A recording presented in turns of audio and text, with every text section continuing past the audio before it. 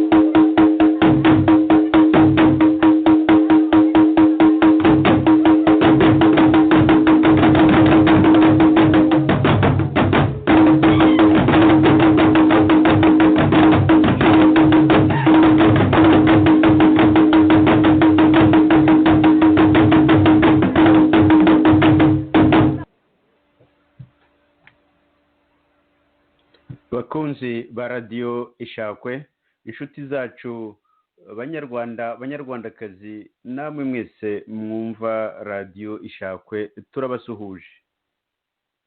Iyi ni radiyo ishakwe, ijwi ry'ishyaka Rwanda Freedom Movement ishakwe, ivugira Washington DC muri Leta Zunze Ubumwe za Amerika. Uyu munsi ni kuwa 24 Kamena umwaka w'ibihumbi 2020. Muri studio dufite saa 9 n'igice ku isaha ya Washington muri Amerika, saa 2 n'igice ku isaha y'i Londres mu Bwongereza, saa 3 n'igice ku isaha y'i Paris mu Bufaransa, saa 4 n'igice ku isaha ya Helsinki muri Finland. Ikiganiro cy'uyu munsi kiribanda ku bibazo by'abatwandikiye ndetse hamwe n'ibyo abumva radiyo ishakwe batangaje hirya no hino.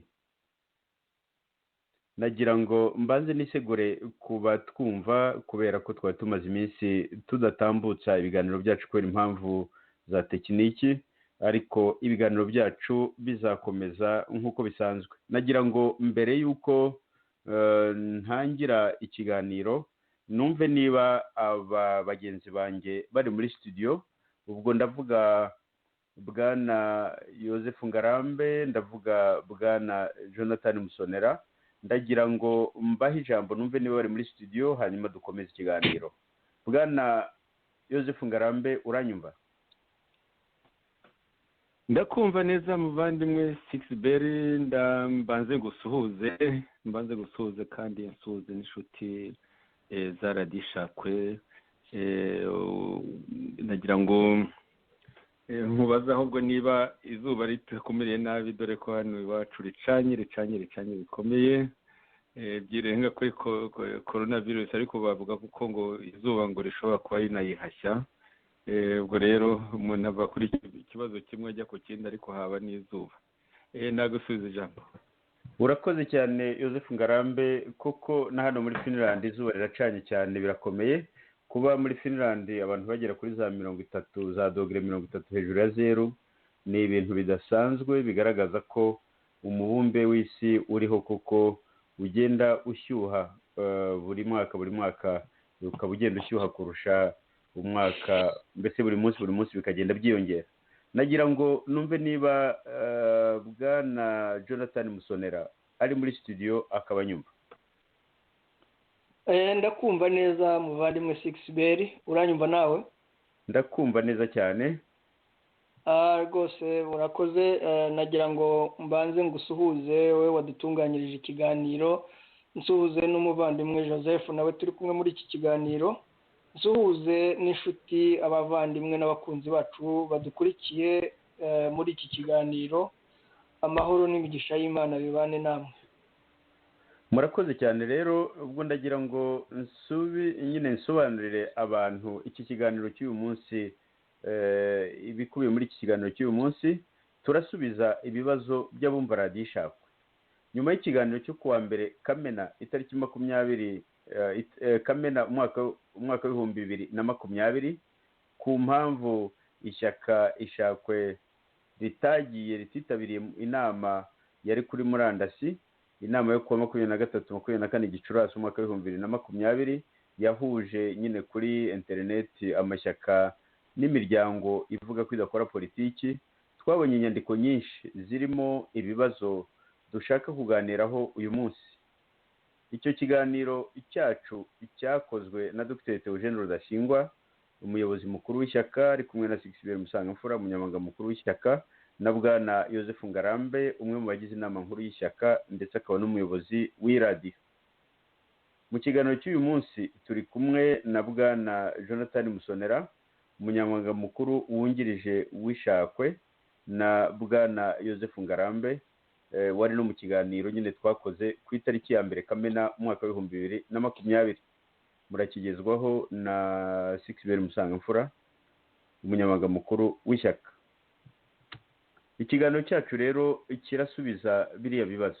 Nagira ngo tudatinze rwose, nibutse ko mu kiganiro twakoze ku itariki ya 1 y'ukwa gatandatu umwaka w'ibihumbi 2020 twasobanuye impamvu tutagiye muri iriya nama. Ahanini impamvu zacu ahantu zikubiye ipfundo ryazo ni imyumvire twumvaga tudahuje na benshi mu bari batumiye iyo nama cyangwa na benshi mu bari batumiwe muri iyo nama. Ikibazo nyamukuru ni ikibazo kijyanye mbese n'intekerezo, uko dutekereza n'uko twifuza uko igihugu cyacu cyamera, uko dusesengura amateka yacyo, n'uko tubona umuti watuma igihugu kigira umutekano, kigaha umutekano abanyarwanda bose. Aho ngaho rero ni ahantu tunyuranya na benshi, tugasanga igihe cyose hatumizwa amanama adashyira imbaraga kuri ako kantu, tutakwitabira ayo manama, kuko kuvuga gusa ngo abantu bagiye guhuza n'uko bahuriye ku mwanzi uyu n'uyu, cyane cyane nk'ari ikibazo cyari uko abantu ngo bashyire imbaraga hamwe kugira ngo bashobore guhangana n'ubutegetsi bwa FPR-DMI, ugasanga igishishikaje abantu cyangwa igihuje abantu ari icyo ngicyo. Ariko wajya ku bibazo biremereye cyane mu gihugu cy'u Rwanda, ugasanga ari ikintu mu by'ukuri ahubwo gitanya abantu, gituma abanyarwanda batatana, cyatumye abanyarwanda bicana bakamarana, kikaba gituma no kugeza n'ubu imivu y'amaraso ikomeza gutema mu gihugu.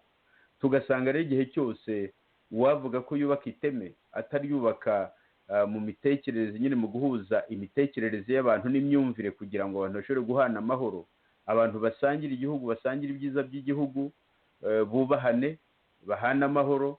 Igihe cyose umuntu atashyira imbaraga aho ngaho, ahubwo agasanga imbaraga ari ukugira ngo ingoma y'igitugu iveho, nimara kuvaho mbese abazayisimbura bazabone kuganira uko igihugu kigiye kumera. Igihe cyose abantu bazaba batekereza gutyo, ntabwo ibintu nk'ibyo badutumiramo ntabwo twabyitabira rwose. Ndumva ari ikintu twasobanuye neza, n'ubu nongeye kugitsindagira. Ishyaka ishakwe, igihe cyose abantu bazashaka guhuzwa gusa n'umwanzi rusange bahuriyeho, badahujwe n'icyo baharanira, twumva ishyaka ishakwe bitazitabira ibiganiro nk'ibyo ngibyo, kuko icyo duharanira ni amahoro mu gihugu cyacu, amahoro arambye, amahoro kuri buri munyarwanda wese. Tukumva rero imbaraga zigomba kujya aho hantu, aho kugira ngo imbaraga abantu bazishyire hamwe gusa ngo kubera ko bahuje umwanzi, iriya ngoma y'igitugu ya FPR-DMI, ugasanga ari cyo abantu bashyira imbere, aho gushyira imbere ibitekerezo, aho gushyira imbere icyo abantu baharanira. Nagira ngo ntatinze yenda nk'ijambo nka bwana Joseph Ngarambe, icyo kiganiro yari akirimo, ashobora kugira icyo anyunganira aho ngaho, nagakurikirwa na Jonathan Musonera. Nyuma yaho turi buze gusaba bwana Joseph Ngarambe wakunze gukurikira cyane amakuru twagiye tubona, ibyo twagiye twakira cyangwa twanasomye hirya no hino bijyanye n'ikiganiro twari twakoze, aze kutubwira mu ncamake ibyo yibuka, ibindi turamunganira natwe, noneho tubone gusubiza ibibazo biza kubazwa. Nagira ngo rero bwana Joseph Ngarambe unyunganire ku byo twari twavuze mu kiganiro cyo ku itariki ya mbere Kamena umwaka w'ibihumbi 2020. noneho na bwana Yonatani Musoni nubwo atarakiri ibyo byose yaragikurikiye cyane cyane ko ibyavuzwe byari byaturutse ku murongo ishyaka ishakwe Rwanda Freedom Movement byumvikanaho, byari byaturutse ku byo mu ishyaka, mbese uko ishyaka ribona izo mpamvu, kandi izo mpamvu kuko twaziganiriyeho mu ishyaka turavuga tuti ntabwo tuzitabira iyo nama kubera impamvu nyine twasobanuye hariya. nkaba ngira ngo bwana Joseph Ngarambe ufata ijambo, hanyuma buriya harakurikiraho Jonathan Musoni. urakoze cyane Sixbert. harimo abagiye batwandikira inzandiko twahoranye, nako mwahoranye cyane ko nanjye twahoranye kuko hari nk'abo muri abo mwahoranye muri FDI, uri umwe mu bayishinze FDI, ishyaka wakomokaga muri ryashinze FDI. hari abatwandikiye rero ngira ngo si wenda uri buvuga amazina n'ubishaka, ariko hari umwe mu bayoboke bakomeye ba FDI watwandikiye, akunze no kutwandikira kenshi yashima ibitekerezo iyo biganisha mu kuvuga amabi ya FPR-DMI Kagame. ariko rero n'ibindi harimo ni byinshi cyane dushima, nk'iyo twavuze jenoside yakorewe abahutu kabone n'ubwo ishyaka ryabo rigenda ritinya ishyaka rya FDI. ariko rero ejo bundi tugaye nyine iriya nama, iriya koraniro ndibuze kugira icyo mvugaho nyuma, nako ngarukaho kuko twanarivugazizeho kuko ku itariki ya mbere z'uku kwezi turimo na Dr. Theogene Rudasingwa nawe, aho twasobanuye, wabivuze, wanatanze n'impamvu zumvikana, twasobanuye impamvu tutagiye muri iyo nama, ariko twashoboraga no kuyijyamo tukanaceceka ntidusobanure. haje kubamo ikibazo cy'uko Ndagijimana Jean Marie Vianney, umwe mu bari wari ugize akanama kayitumiye, mu by'ukuri ni wari unayiyoboye, nubwo byitwa ngo yari iyobowe na mwene data, ibyo nabyo ni ibintu byo kurimanganya. yagiye avuga mu biganiro mbwirwaruhame n'abanyamakuru, avuga ko ngo abayitabiriye ngo nta n'umwe ngo wavuze yuko ngo iyo nama atayijemo ku mpamvu za politike. icyo ni ikibazo gikomeye, ngo kandi rero ngo rwose ngo muri abo bose ngo n'abatayijemo ngo uyikurikiye ngo bazayizamo. ubwo n'uburimanganya rero asanganywe, kandi yaratubeshyeye. ntabwo inama twavuze ko tutazayitabira, ariko ntizuye tuvuga ko tuzigira tuyitabira na rimwe, kuko impamvu wanazisobanuye, impamvu tutagomba kuyitabira nazivuze, nazibutsa ari uko iyo nama kuri twebwe ari abo bayitumiye turabazi neza, tuzi neza yuko atari abantu bo kwizerwa, twabisobanuye. ari ikitumiriwe, tuzi neza ko ari itekamutwe ryo gushaka amafaranga y'ikitswe P5, kiriya kintu cyagiye kuroha abanyarwanda. hakaba noneho hariyongeyeho wajyaga ubundi akorera mu mwijima, ari we Ndagijimana Jean Marie Vianney yita ngo ni muri societe civile. ikibazo nacyo twavuze tukavuga tuti abantu bamwe bitwikira izina rya societe civile ko bakora politike, basobanya, banayikora nabi cyane, banahemuka, banakora amacakubiri mu mashyaka hirya no hino, bigeze no kubamo cyangwa se bafite aho bahurira hamwe na hamwe. ibyo rero twarabisobanuye. tumaze kubisobanura, haba nyine abo bitashimishijwe, ngaruke kuri uwo nguwo mwabanye muri FDI, wenda uramuvuga izina n'ubishaka. hari n'abandi, hari uwanditse rero nka Nkuringoma Jean Baptiste. Nkuringoma Jean Baptiste muri kino gihe si nawe abarirwa muri societe civile, ni umunyapolitike uzwi cyane, yabaye umunyamakuru mwiza igihe kinini cyane, mbere ya 1994 rwose kugeza 1994 ari umunyamakuru mwiza w'umudemokrate, wandika neza, ufite ibitekerezo byiza cyane. nyuma yaho aza kujya muri guverinoma ya Faustin Twagiramungu, banaviramo rimwe nyine bananiranwa na FPR ku mpamvu zumvikana. noneho arangije araza nawe agerageza gukora ibintu binyuranye, sinibuka niba yarayigeze akora politike mu buhungiro aho yahungiye mu Bubiligi, ariko ubu ikizwi ni uko ari muri Institut Sendashonga, mu magambo y'impine ISID ayirimo, ni umuntu wigaragaramo cyane, ndumva yarigeze no kuyobora, nawe rero akaba yaritabiye iyo nama mu rwego rwo nyine ngo yoherejwe n'iyo institut yari muri iyo nama. Kuri Ngoma rero ku itariki ya 11 z'uku kwezi, ni ukuvuga iyo nama yari imaze hafi ibyumweru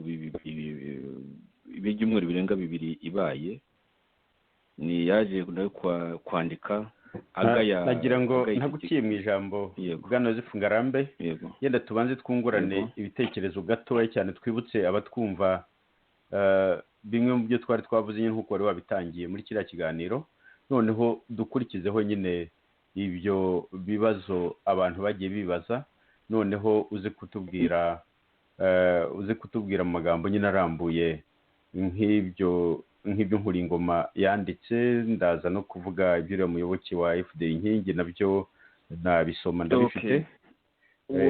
Tukabanza tukungurana, tukabanza mbese tukibutsa abantu ibyo twibandagaho nyine muri icyo kiganiro nk'uko wari utangiye ubivuga, noneho tukaza kubona kujya mu byo abantu batwandikiye. Nagira ngo niba hari icyo nyine wakongera ku byo nari navuze bijyanye n'ibyo twari twavuze mu kiganiro, nyunganira aho ngaho. Neza ibyo twibanzeho rero bivuze neza, twibukije mu by'ukuri indangagaciro zacu, twibutsa ibyagombye kuranga opposition ndetse n'abiyita societe civile, ukuntu gukora urugamba atari ibintu bigomba guhubukirwa cyangwa se byo gukora ibintu bisa n'amakinamico, cyane cyane ko ibyo bintu byagiye bikorwa mu myaka ishize. Twatanze ingero, byahoze byitwa CPC, izo ngero twazitanze. Kuri ibyo bintu byo kuza ngo muze ngo tube hamwe tube benshi, noneho kuba benshi abantu bakaza bakavuga ubusa, ukabona mu by'ukuri nta naho bajyana, nta n'icyo banahuriyeho. Ibintu bya ngombwa mu bintu byagiye bitandukanye abanyarwanda nta na kimwe bigeze bakomozaho ngo barebe ko hari icyo bahuriyeho. Abantu baterana nta cyo bahuriyeho, bakanabeshya, bagatangira no kubeshya nk'uko nguko bigaragara. Ibyo nari ntangiye kuvuga. None ibyo bintu rero nibyo twibukije mu kiganiro gishize. Ndumva wanyunganira. Urakoze cyane Yozefu Ngarambe. Koko icyo kintu uvuze, uranyumva neza? Ndakumva neza. Icyo kintu uvuze cy'uko nyine abantu wasanga bashishikajwe n'uko ngo bahamagara abantu benshi bashobotse, kuko hanavugwa n'imyanzuro yavuye muri iyo nama cyangwa se no mu biganiro byari bigenewe abanyamakuru. Ikintu abantu batindagaho cyane ni umubare munini w'imiryango ya politiki yari yitabiriye uwo mubonano, cyangwa umubare munini wabavuga nyine ko ari mu miryango imiryango idakora politiki bari bahari. Ugasanga imibare mu by'ukuri nicyo kintu aricyo kintu gishishikaje cyane cyangwa gikomeye cyane cyabaye, aho kugira ngo usange yenda nk'ibitekerezo bikomeye cyane biranga mbese bishobora komora igihugu cyakomeretse kariya kageni, nk'aho ibyo bitekerezo ari byo byahawe iyabukuru, aho ugasanga iyabukuru ihabwa iyo mibare. Ugasanga icyo kibazo cyo gushaka abantu benshi, twe nk'uko twakibonaga, tubona ari ikibazo ari ikintu kigiye kumera nka wa mugezi w'isuri usambira byose, mbese ukagera ubwo wisiba. Kimwe n'uko ibyo bintu bya nyamwinshi byo gushaka abantu benshi, twebwe mu isesengura ryacu dusanga nta musaruro bishobora gutanga, ahubwo tugasanga ari bya bindi mu kinyarwanda bavuga ko uburo bwinshi butagira umusururu. Tukanasanga abantu bibagirwa vuba. Tweruye nk'abahutu batsindwa muri ya ntambara nyine ya FPR-DMI, kandi bari benshi cyane. Abahutu bari benshi ariko ntibyabujije gutsindwa. Ugasanga rero mu by'ukuri abantu ntabwo basubiza amaso inyuma ngo barebe mu by'ukuri ikintu cyafasha igihugu cyacu ni iki, ikintu cyatabara abanyarwanda ni iki. ntabwo abatsinzwe intambara ntabwo batsinzwe nuko bari bakeye, ntabwo aricyo kintu cyabatsinze. Ku buryo rero wibaza ukavuga uti ni gute nyuma y'imyaka ingana gutya abantu batabona ko umusemburo ushobora kuzahindura ibintu muri kiriya gihugu atari umusemburo ushingiye ku mibare minini cyane. Aho rero naho ni ahantu tunyuranya hakomeye cyane, ariko nagira ngo ntatindanye ijambo ndihe na bwana Jonathan Musonera, nzi ko ikiganiro gikurikiye kandi nzi ko n'inama twakoze dutegura tuganira kuri iki kibazo cy'itumirwa ryari ryatugezeho, izo nama zose yarazirimo. Bwana Jonathan Musonera. Urakoze muvandimwe Sixbert, uranyumva neza? Kumva neza, komeza, ndakumva neza. Murakoze cyane, reka nshimire na bwana Joseph Ngarambe ibisobanuro atanze. Rwose ngushimire n'iki kiganiro cyo kugira ngo tuganire n'abagize ibyo bandika babaza cyangwa se banenga mu biganiro twakoze. Nabyo ni byiza, nabo mbashimire kuko ni byiza ko abantu bashima cyangwa se bakanenga ibiba bitagenze neza, kugira ngo abantu babashe kwikosora no kugenda ku murongo ujyanye na gahunda z'imitekerereze myiza yo kubaka inzira izatugeza ku mahoro arambye. Yewe ntabwo ndi bugaruke mu biganiro mwakoze kuko ibiganiro byarakozwe kandi abantu barabyumvise, ahubwo mbona dukwiye kugaruka cyane ku bibazo byabajijwe, ibyo bashimye cyangwa se ibyo banenze, noneho tugatanga ibitekerezo dusubiza ibibazo uko byagiye bibazwa. Nkaba mu by'ukuri nanjye ariko ndibuze kubaza cyane ku bijyanye n'iriya nama yabaye, nyine iyi nama yakozweho ibi biganiro. Ikibazo nibaza, amashyaka ya politike n'imiryango idaharanira inyungu ariyo ya sosiyete sivile bitandukana bite, bihurira kuki? Ese sosiyete sivile n'amashyaka bashobora gukora ikintu cya politike gishobora gukuraho igihugu, gukuraho ubutegetsi cyangwa kurwana intambara zikuraho ubutegetsi buba bubangamiye rubanda? Ibyo ni ibibazo nibaza. Niba mu by'ukuri uko numvise amashyaka yari muri iriya nama ntabwo agera ku mashyaka 5, sinibaza niba ageraho, kandi imiryango iyo idaharanira inyungu sosiyete sivile ari imiryango irenga 30 ngira ngo. Noneho ukibaza ese aba bantu icyo bahuriyeho ni iki, ikibahuza ni iki? Mu by'ukuri niba koko bamwe ari amashyaka ya politike abandi bakaba sosiyete sivile, ibyari bibahuje kugira ngo bakore ibyo ubundi batemererwa n'amategeko, bari bashingiye kuki? Ikindi ni uko nk'uko mwanabisobanuye, hari ibintu shingiro ubundi mu by'ukuri abanyarwanda bari mu buhunzi cyangwa se abanyarwanda banenga leta ya FPRDMI bakwiye kubanza kwibaza by'ibanze byabase igihugu cyacu, ari nayo nkingi uyu munsi wa none FPRDMI yubakiyeho, ariyo nkingi ya jenoside.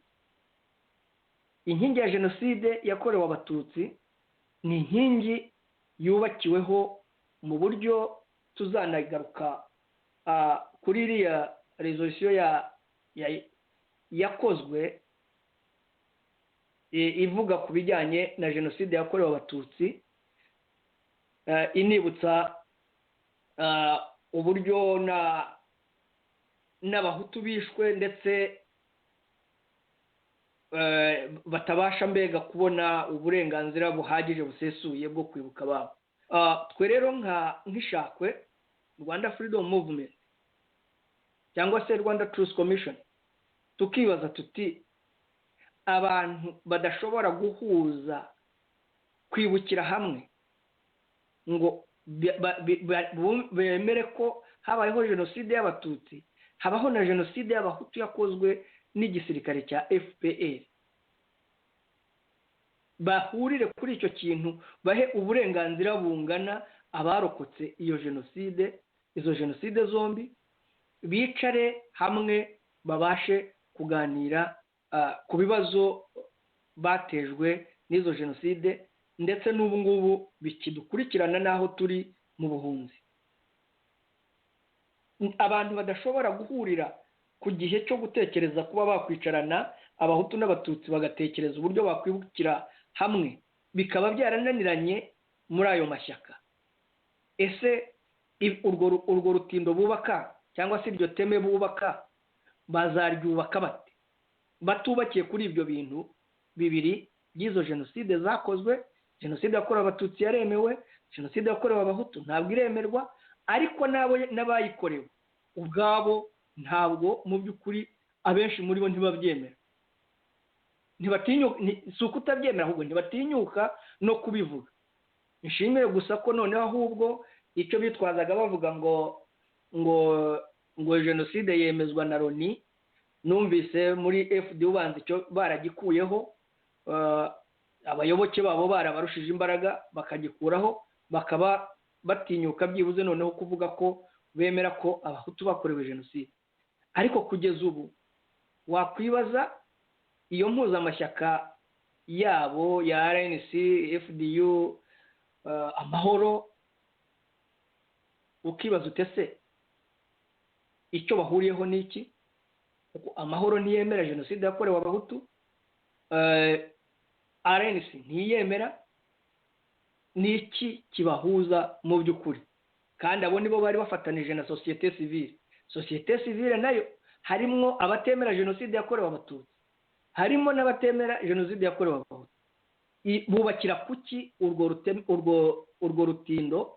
Bazarwubakira kuki kugira ngo babashe gutsinda iriya ngoma ya FPR yubakiye mu by'ukuri kuri jenoside yakorewe abatutsi, ishaka guhishira jenoside yakorewe abahutu yakozwe n'icyo gisirikare kiyobowe na Kagame? Wenda naba ngusubije ijambo kugira ngo dukomeze twungurane ibitekerezo ku batwandikiye, ari abadushima ari n'abatunenga. Murakoze. Urakoze cyane Jonathan Musonera kuri ibyo bitekerezo utanze. Koko ikibazo cy'ibyo twita societe civile, ubwo ni ukuvuga iriya miryango nyine ubundi ni imiryango ivuga ko idakora politiki, ubundi umusaruro wayo uba mwinshi iyo yitaje amashyaka ya politiki kugira ngo ijye iyahwitura, ijonjore iby'ayo mashyaka aharanira, imikorere yayo, ndetse nyine ishungure kugira ngo iyahwiture, kuko irebe ko inyungu z'igihugu, inyungu za rubanda ziriho ziharanirwa. Ariko iyo ihisemo gusangira imfuruka, inyegamo n'urutara n'ayo mashyaka nyine, ni ukuvuga ko ibintu biba byahindutse.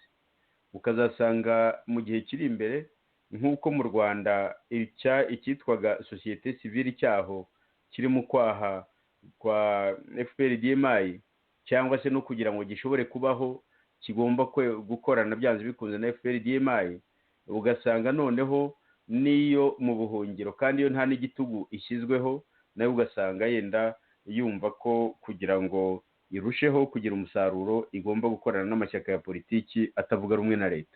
Nkumva aho naho hari ikintu koko nk'uko wari ubikomojeho, hari ikintu gituma icyitwa societe civile, ya miryango idaharanira inyungu, ya miryango idaharanira inyungu za politiki n'ibindi nk'ibyo, bituma ireme ryayo rigibwaho impaka, kandi mu by'ukuri akamaro kayo ari akamaro gakomeye cyane, akamaro k'iyo miryango n'akamaro gakomeye cyane ku isi hirya no hino. kandi ndetse n'iyo miryango yagiye igira uruhare mu guhindura ibintu hamwe na hamwe bitewe mu by'ukuri n'uko kuntu yakoraga, igatuma n'ayo mashyaka ishobora kuyahwitura, igashobora kuyajonjora, igashobora gutuma mu by'ukuri abantu kuko bashyira imbere inyungu z'igihugu, inyungu z'abatuye igihugu, aho kugira ngo usange abayobozi bashyira imbere inyungu zabo bwite.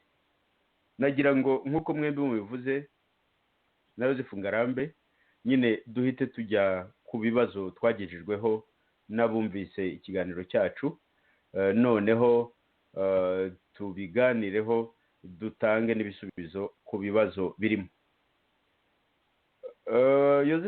Yozefu Ngarambe yavuze ati hari umuyoboke mwahoranye mu ishyaka rya FDI inkingi, hari umwe mu mwahoranye mu ishyaka rya FDI inkingi watwandikiye atubwira ku biganiro twakoze, ati nubishaka uravuga izina. Ntabwo mutsinda ni Bwana Michel Niyibizi. Yaranditse ati muraha, aya magambo yo hasi ntabwo ari ayanjye kandi ntabwo nemeranya n'ibiyakubiyemo. Nagira ngo gusa mbagezeho icyo bamwe batekereje ku kiganiro mwatambukije kuri YouTube. Gusa nanjye ntabwo cyanshimishije. Kuba ishakwe rititabiriye iriya nama ntabwo byaba impamvu yo kuyamagana ngo kuko RNC ya Kayumba yari irimo. Iriya ni cadre de concertation ishobora no kuba Front Démocratique pour le Changement. Nabonye atari byiza guhera ku muntu ugira icyapfa n'undi bikitirirwa abantu bose, ndetse hakabamo no kurengera kugeza naho ikibazo cy'amoko kivugwa ku buryo bwakurura impaka za ngo turwane. Ahasigaye ni mwisomere. Mbifurije amahoro n'amahirwe muri urugamba twagombye kurwana nta marangamutima cyangwa mu nyangire. Nyine iyo nyandiko yatubwiraga nyine yari yoherejwe n'undi muntu, nazo hari izindi twabonye zimeze nkazo, ngo urakoze kuba tugejejeho ikiganiro ishyaka ishako ryatambukije kuri YouTube.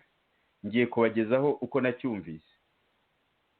Ibyo ngiye kuvuga yavuze mu gifaransa ngo nangaje que moi-même, ngo ni jyewe ubwanjye nyine bireba.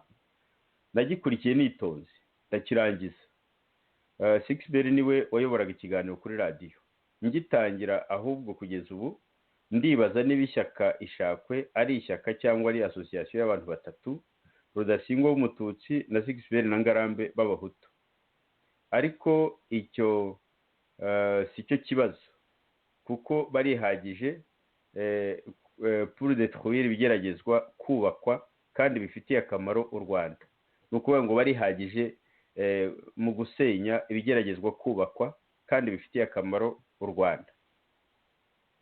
Agakomeza avuga mu gifaransa ngo sujet principal, ni ukuvuga mbese ikibanzweho muri icyo kiganiro kwari ukuvuga impamvu ishyaka ishakwe rititabiriye ikiganiro cyahuje amashyaka ya politiki n'amashyirahamwe adaharanira inyungu. Uwakavuga nyine ko bari bagiyeyo cyangwa iyo miryango yari irimo hamwe n'amashyaka byagera kuri 35. Ngo kandi nubwo bashatse kubisebya, numva aribwo bwa mbere bibaye mu mateka y'impunzi ziri mu mahanga nyuma ya jenoside yabaye mu Rwanda. Bagitangira wumvaga ari abubaka, kuko bavugaga yuko umushinga bawubagejejeho, ariko ko batabanje kuwutegura neza ngo babanze kunga abatandukanijwe n'impamvu zabo. Aha bavugaga itandukana ryabaye muri RNC, kandi numva bireba RNC bitareba ayandi mashyaka. Kandi no mu yandi mashyaka naho byarabaye, babirangiza ku buryo bwabo, ndashaka kuvuga nka FDI. Ariko muri icyo kiganiro havugwaga RNC ya Rudasingwa, ndiho ndabisoma nyine uko byanditse. FDI ntayajemo, ntabwo nigeze numva nkiko na ndahayo. Wenda hari bo ntabwo bari adhérent au projet, ni ukuvuga ngo wenda hari bo ntibemera nyine ibyavuzwe muri icyo kiganiro, ariko sinabihamya. Muri intervention yanjye nyine ni ukuvuga mu ijambo rye ngo arashaka kugaruka kuri ku ijambo rirerire ryavuzwe na Dr Rudasingwa avuga ngo contre les intellectuels hutu, nyine ngo ijambo yavuze avuga ku bahutu b'intiti afitiye impuhwe kuko bari kumwe n'umwicanyi w'umututsi ubarusha ubwenge General Kayumba. Uwo muntu agakomeza avuga ngo abayobozi b'abahutu yavuzemo bose yagize icyo abavugaho abasebya. Ntacyo mbivugaho, ndagira icyo mvuga kuri perezida wa FDI Bahunga yagayaga yuko ntacyo avuga ku bahutu bagize uruhare muri jenoside nk'uko we avuga ibyakozwe n'abatutsi bene wabo. Ntabwo yantumye kumuvugira, ni igitekerezo cyanjye. Dr Rudasingwa na Bahunga ntabwo bari muri pozisiyo zimwe. Agakomeza avuga ngo Dr Rudasingwa yitandukanyije na FPR bafatanye ubutegetsi kandi n'ubu ikaba ikiburyamyeho kubera soutien des anglo-saxons, kubera mbese kushyigikiwe na bariya bihugu by'ibihangange bivuga icyongereza. Agakomeza ngo akiri ku mbehe kugeza muri 2011 ntiyigeze akopfora, avugije yabahanda nyuma yaho Kagame amukuriye amata mu kanwa. Agakomeza ati Bahunga rero we ari mu gice cy'abahutu cyatsinzwe kikikorezwa umuzigo uremerewe wa jenoside batateguye. None se Bahunga yaterwa akitera? Niyo yaba afite ibyo anenga ku butegetsi bw'abahutu kandi ntibyabura, yari kwifata ku gahanga akabishyira ku karubanda ubu ngubu. Igihe cyo kwinegura kizagera, abahutu ntibasubirana ngo kizagera abahutu ntibasubirana ku butegetsi, naho ubundi ubu byaba ari ukwaya cyangwa gutiza umurindi FPR yateguye jenoside ikaba iri ku butegetsi. Agakomeza avuga ngo Dr Rudasingwa yakomeje agaya ibyo yita ideology ya nyamwinshi y'abahutu ibuze commitment na sacrifice. Ni ukuvuga mbese ngo yakomeje agaya imitekerereze cyangwa se intekerezo za nyamwinshi z'abahutu zibuze mbese ubwitange. Niri jambo turaza kungurana ibitekerezo dushake uko twarisobanura, ariko cyane cyane cyo ni ubwitange no kuba mbese umuntu yapfira n'icyo yemera.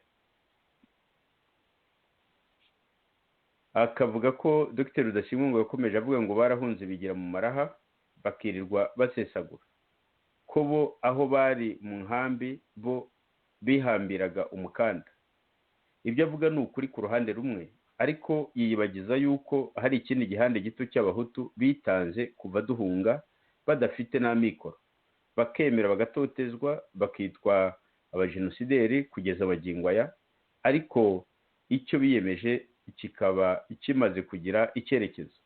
Ati Ntwari Victoire uhanganye ku manywa y'ihangu n'umunyagitugu Kagame wacuze imiborogo mu Rwanda na Rudasingwa yaturutse muri abo bahutu bake bitanze. Agakomeza ati FDI yatanze ibitambo byinshi mu Rwanda kandi n'ubu biracyakomeza. Agakomeza nyine avuga ati Victoire akomeye ku muheto kubera yuko hari abamushyigikiye bafite ubushobozi bari hanze. Akomeza nyine asobanura ko ngo nouvelle génération des élites hutu, ni ukuvuga mbese ni ukuvuga abahutu bariho babyiruka, mbese intiti z'abahutu ziriho zibyiruka ubu ziri hanze. Akavuga ko ku ruhembe rwabo hari Jambo News ngo barimo kuvugisha amangambure Kigali. Kuki Dr Rudasingwa atabibona? Ngo byensuri nta utifuza yuko mobilisation y'abahutu yaba nyinshi, ngo ariko ibintu byose bigira intangiriro. Agakomeza avuga ngo nawe yivugira ko yuko atari we na murumuna we Gahima kubatangiye intambara ya FPR ku ikubitiro. Reka mbisubiremo, aravuga ngo yivugira yuko atari we na murumuna we Gahima mu batangiye intambara ya FPR ku ikubitiro, ngo birutse bajyamo bumvise yuko bateye bagira ngo batazabatanga i Kigali. Abateguye intambara ntabwo bari benshi. agakomeza nyine avuga ngo ikindi nifuza kuvugaho ni uko agaya ukwishyira hamwe kw'amashyaka na za asosiyasiyo babyita serwakira abigereranya na ideoloji ya nyamwinshi hutu ishaka intambara kugira ngo izasubire ku butegetsi bazongera kubura kubera yuko batabukoresheje neza.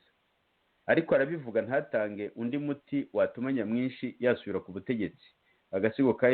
Agatsiko ka FPR kabibye. Byatumye ahubwo nibaza impamvu uko gushyira hamwe gutegura intambara bimutera ubwoba nubwo abifatanije ntabyo. Ndasubiramo iyi nteruro, ndabona uko bayanditse nyine harimo nk'ikintu kiburamo. Aravuga ngo byatumye ahubwo nibaza impamvu uko gushyira hamwe gutegura intambara bimutera ubwoba nubwo abifatanyije ntabyo bavuze. Aho ntiyaba ahubwo yabaye porte-parole wa FPR ibona yuko amahindura ari hafi. Kuki se ibyabaye i Burundi bitatubera isomo? Uwandusha igisubizo yanyunganira. Agakomeza ati hari aho Dr Rudasingwa avuga yuko ibihugu 193 ku isi byongeye kwemeza yuko abahutu ari abajenosideri, ko inama yateranye ko ntacyo yabivuzeho, ariko ntavuge ko hari ibihugu byifashe nka Leta Zunze Ubumwe za Amerika n'Ubwongereza. Ibihugu byombi byafashije cyane FPR kandi bifite veto muri Loni. Veto ni ukuvuga mbese ko bifite ububasha bwo kuba byahagarika ibyemezo byafatwa n'umuryango w'abibumbye. Agakomeza nyine avuga ngo ya ideoloji ya nyamwinshi ibihugu 193 ngo yari yibagiwe yuko icyemezo cyabo veto imwe ihagije kugira ngo kibe gisheshwe. Ati narondogoye hari byinshi navuga, twikomereza urugamba, bariya ntibaturangaze. Gushyira hamwe nibyo bizatugeza ku ntego, ahubwo tubushimangire tubime amatwi, niko mbibona. Izo ni zimwe mbese mu nyandiko zatugezeho zirebana n'ikiganiro twari twakoze nyine nk'uko nabivuze, ikiganiro twakoze ku itariki ya 2 Kamena umwaka 2020. Nagira ngo mfite ijambo Bwana Joseph Ngarambe na Jonathan Musonera kugira ngo basubize ibibazo batwandika bibaza muri izi nyandiko zabo.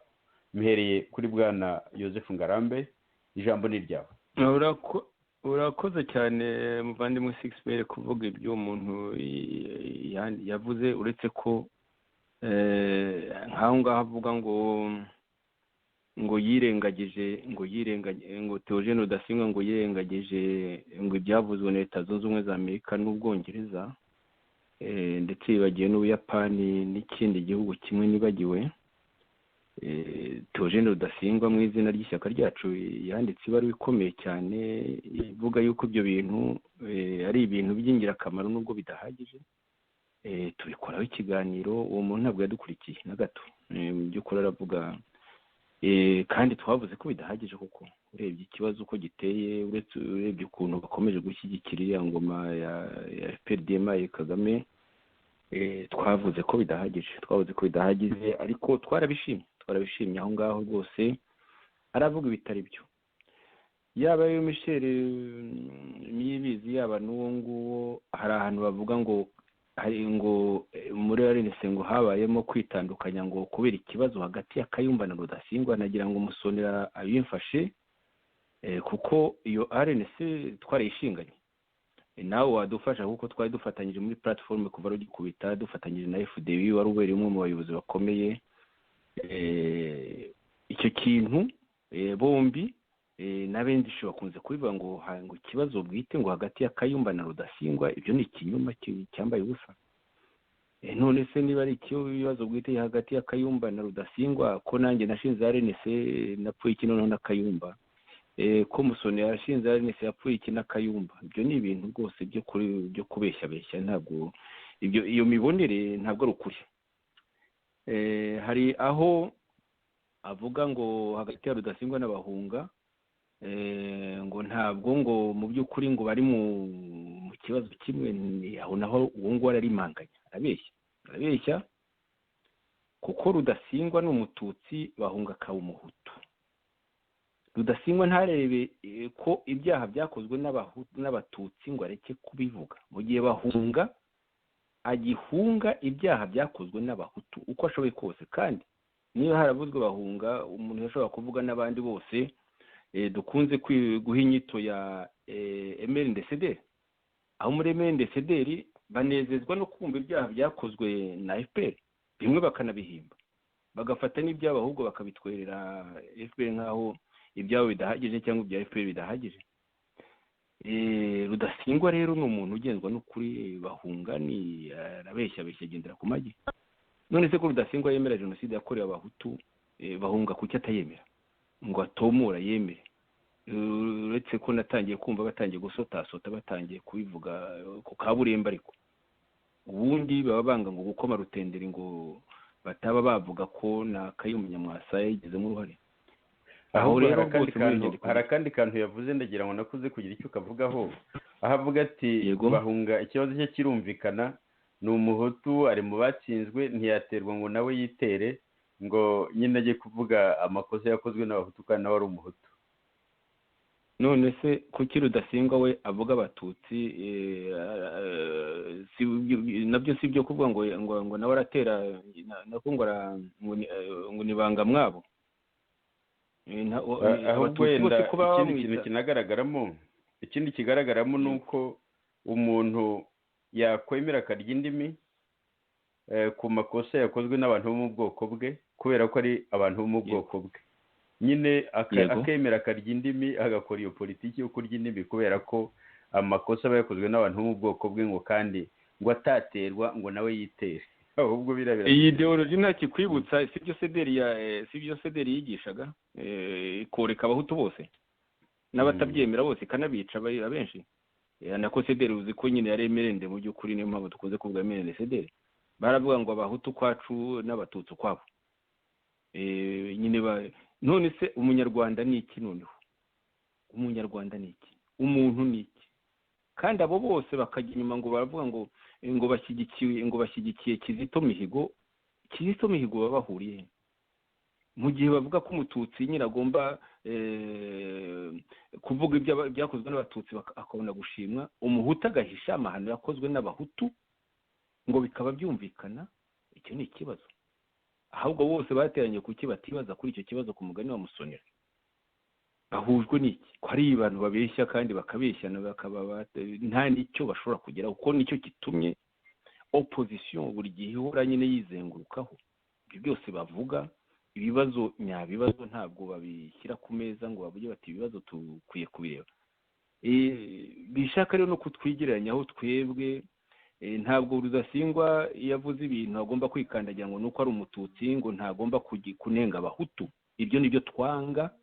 ibyo bazabigumana iwabo muri ayo mashyaka yabo ashingiye ku bwoko, ayo mashyaka yabo nyine ya FPRDMA, aho n'uruhande rwa Kayumba na MNDCD, uruhande rwa Bahunga, aho ngabo bazagumane muri ibyo byabo. nibyo twanga ibyo. ni nayo mpamvu tutanahura, tudashobora no guterana mu gihe tutumvikanye kuri icyo kibazo cyangombwa cyo kumva ko umunyarwanda nta kintu abujijwe gukora. umututsi ntabujijwe kunenga imyifatire mibi y'umuhutu n'ubu cyangwa y'abahutu aba naba. umuhutu ntabujijwe kunenga imyifatire y'umututsi n'ubu cyangwa y'abatutsi aba naba. ibyo twebwe nibyo twemera, nirwo Rwanda rw'ejo. naho ubundi bitabaye ibyo rwose twebwe tubona ko hazahoraho intambara zidashira. nawe wose avuga ngo aba naba ngo se ntubona ko ngo bitanze. ntacyo bitanzeho mu gihe iyo ntekerezo yo kuvuga ngo abahutu ibyacu, abahutu ese Sixbert hagiye abahutu bari kumwe bakaba bari kumwe nka kuriya bari bategetse mu Rwanda. ntibabona ko bamwe bavuga ko ari abahutu nyabahutu abandi atari abahutu nyabahutu. n'ubundi nyine biriya bitekerezo ubivuga mu by'ukuri birumvikana ko nawe isesengura rye rifite aho rigarukira kandi hagufi cyane, kubera ko nawe yibagiwe ko no mu bahutu bwabo hari ibibazo byari bihari bikomeye n'ubu ngubu bigihari, ku buryo ndetse n'abo bari ku isonga banatinya ko byanaganirwaho kugira ngo abantu bashobore mbese gukurana n'urwo rukumbi hagati yabo, n'ayo mateme wa mugani n'abantu banayubake hagati yabo, cyane cyane hashakishwa ukuri kuri ibyo bintu by'uko abahutu bishe abandi bahutu, abahutu bahemukiye abandi bahutu, ku buryo rero kuvuga ngo abahutu ntibaterwa ngo nabo bitere, icyo ni ikibazo gikomeye cyane. kandi no gukomeza gutekereza muri ubwo buryo no kumva ko abantu bashobora guhindura ibintu batekereza batyo, nabyo bigaragaza ko iyo mitekerereze ikiri muri za 80 n'ibindi muri za 90, ya mitekerereze nyine yanatumye n'abantu banatsindwa mu by'ukuri. Ugasanga iyo mitekerereze irakomeza kurusha imbaraga imitekerereze yari ikwiye kuba yakubaka igihugu cyatuma abanyarwanda bose bakigiramo amahoro bakakibonamo. Nagira ngo ngusubize ijambo, nari nguciye mu ijambo kubera ko urakoze cyane ku nyungana. ni irihe teme rishoboka? rya teme bavuga ngo bubaka ni iteme nyabaki rwose, ko ari iteme ryahita ahubwo rikaruha abantu aho ngaho. abo bantu hananyarutse bakavuga ngo bagiye kurwana, ngo harya ngo atinya intambara, ngo aratinya intambara, ngo bityo ngo aravugira, ngo arasa n'umuvugizi wa FPR. iyo ni imbyino ishaje yo kuvuga ko mutavuga rumwe wese yaba ari umuvugizi w'umwanzi. nta muntu urwanya FPR kurusha Theogene Rudasingwa, kandi ayirwanya azi icyo arwanya, ntayirwanyiza kuko ari iy'abatutsi nk'uko bamwe bayirwanya gusa kuko ari iy'abatutsi, kuko abo ngabo ahubwo barwanya FPR kuko ari iy'abatutsi. bakavuga bati tujye ku butegetsi tuzaba tubireba, twebwe abahutu. none se abatutsi bajyana bo ni batutsi nyabaki? ni bimwe byo gushakisha, bagenda bavuga bati turashaka abatutsi bakanyarengwe bacu. mu by'ukuri ni nabyo bahora banabahindaguranya, icyo kintu cyo gusimbagurika gihoraho. muzitegereze neza, umututsi apfa kuba yavuze ati FPR rwose nimbi ndayineguye, bati uyu n'umututsi wacu. ngira ngo muribuka ukuntu bagiye biruka iyo Diane Rwigara yabaga avuze, bagahita bavuga bati Diane wacu, kanaka wundi w'umututsi akavuga bati uyu ni uwacu. n'abitwa ba Gerard Semushi bigeze kuba babo, kandi baraye n'abakozi ba Kigali. hari n'abandi benshi cyane. icyo kintu cyabo cya nyamwinshi nyine cyo kudatekereza ni ikibazo gikomeye. ni nabyo nyine ikindi cyo ndaza kubigarukaho, cyangwa tuzanabigarukaho kuko ndabona amasaha agiye. biriya bintu na biriya Theogene yashatse kuvuga, intambara iteguwe neza ikaba ifite n'impamvu zumvikana, impamvu zizatuma koko mu Rwanda haba impinduka ibereye buri munyarwanda, umututsi, umuhutu, umutwa, n'abandi bafite ubwene bw'igihugu bw'u Rwanda. habaye intambara igamije ibyo, ninde utayishyigikira? ariko intambara ikozwe na MNDCD cyangwa ikozwe na FPR-DMI Kayumba, iyo ntambara yaba nyine igana kuki uretse gukora nk'ibyo Kagame akora? kuko ni nabyo tunenga bose barimo abo bagize ako kanama gatumira. ako kanama gatumira karimo kuko ku isonga harimo Kayumba, harimo abavuze, nibagiye no kuvuga ko harimo n'abashyigikiye imibonere yacu, bakaba baranakoresheje n'amagambo yacu, bagafata n'amajwi bakayakoresha ku maradiyo yabo. byarabaye, barahari. aho twavugaga nyine bamwe berura bakavuga bati Mukankusi ati ni Kayumba wambaye peruke, akambara n'amajipo, akambara n'inkweto nyine ndende. ibyo byarabaye. hakabamo n'abandi bahagarariye MNDCD nyine, aho ukaba wakumvamo babahunga, ukaba wakumvamo n'abandi nk'abo ngabo. hakabamo n'abitwa ngo ni societe civile, ariko mu by'ukuri bari mu manyanga bahagarariwe na Ndagijimana. ibyo twarabyerekanye, wenda ndibuze no kubigarukaho. sinzi ko turubonera umwanya wo kuvuga inyandiko, kuvuga ku nyandiko ya Nkuriyingoma, aho yarenze akarwa rwose, akanarenga, noneho akarengera agashaka kweza umujura Ndagijimana, agashaka kumweza, kandi azi neza ko yibye kuko yari ahari.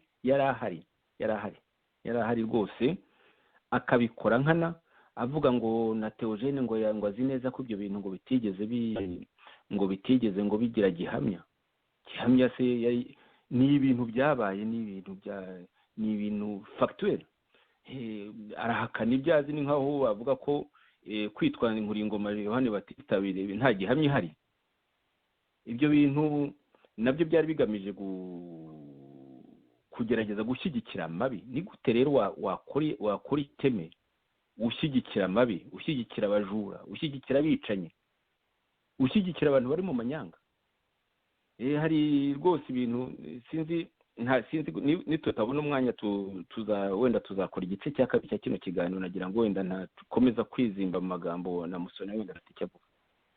Ariko ngusubije ijambo, niwe uyoboye inama Sixbert. nagira ngo nk'uko uvuze ko igihe kiro kigenda, nk'ijambo Jonathan Musonera noneho nawe agira icyo avuga kuri agire icyo asubiza icyo avuga kuri ibyo bibazo byibazwa muri buriya buhamya cyangwa muri biriya bitekerezo byadushyikirijwe ku kiganiro twari twakoze.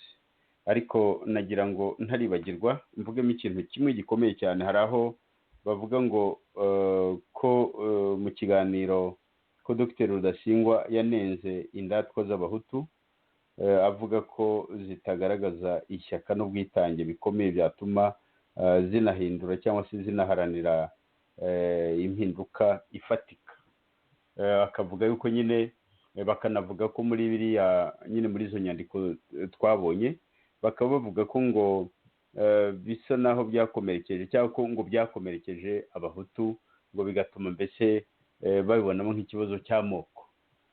Mu by'ukuri kuba umuntu avuze ati nimukanguke nimwimijiremo agafu, ahubwo bakavuga bati uyu muntu ariho arapfobya indatwa z'abahutu, nacyo numva ari ikibazo gikomeye cyane. Ni ukuvuga yuko abantu mu by'ukuri kugeza n'ubu ntabwo bemera ko umuntu yavuga ati uko abantu bariho bakora ntiguhagije, ubwitange abantu bagaragaza ntibuhagije, ntibufatika.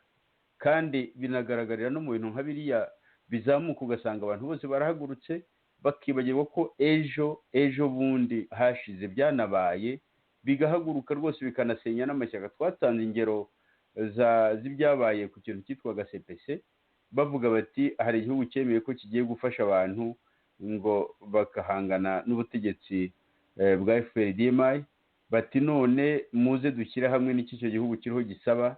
Ibyo bintu bituma mu mashyaka twari turimo hacikamo ibice bikomeye cyane. Ibyo bice mu by'ukuri nabyo byaje kuvamo aribyo byaje kuvamo isenyuka ry'amashyaka amwe n'amwe, cyangwa se amashyaka agacikamo kabiri ku mugaragaro. Mu by'ukuri ugasanga umuzi wabyo waraturutse mu bintu nk'ibyo ngibyo.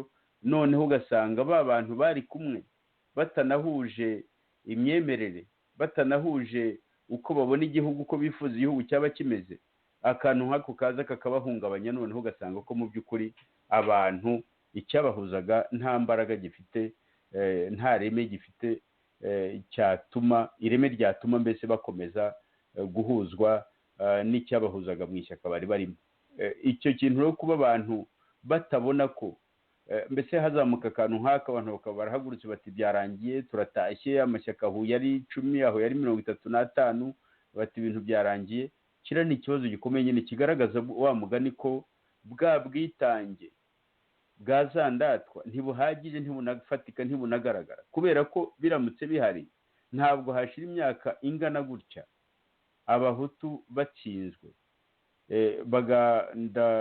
Ndavuga nk'abantu bari indatwa icyo gihe, bari mu butegetsi icyo gihe, bwaba ubutegetsi bwa gisivili, bwa gisirikari, cyangwa n'abantu bari bakomeye n'abacuruzi b'icyo gihe. Ugasanga abo bantu barahunze bajya mu mahanga, baratotezwa, ndetse n'abasize mu gihugu baratotezwa. Ariko ugasanga abantu imitekerereze yabo ikiri kure cyane, nta masomo abantu bakuye aho ngaho ngo ya masomo usange ibyo abantu bigisha ubu ngubu, ibyo abantu basobanura ubu ngubu, ari ibintu bigaragaza mu by'ukuri ko ari abantu banyuze inzira y'umusaraba, bakaba bafite intambwe bateye.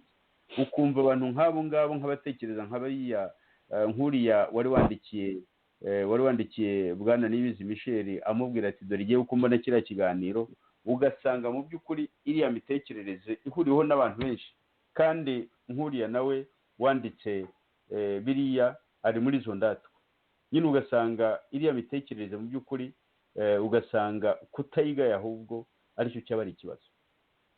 Nagira ngo nk'ijambo Jonathan Musonera kugira ngo dutere intambwe, hanyuma nk'uko Yozefu Ngarambe yabyifuje, ntabwo tuza kubona umwanya uhagije wo kugira ngo tunavuge no ku bantu bagiye batwandikira cyangwa se bagiye banakora ibiganiro banashima ibyo twasobanuye.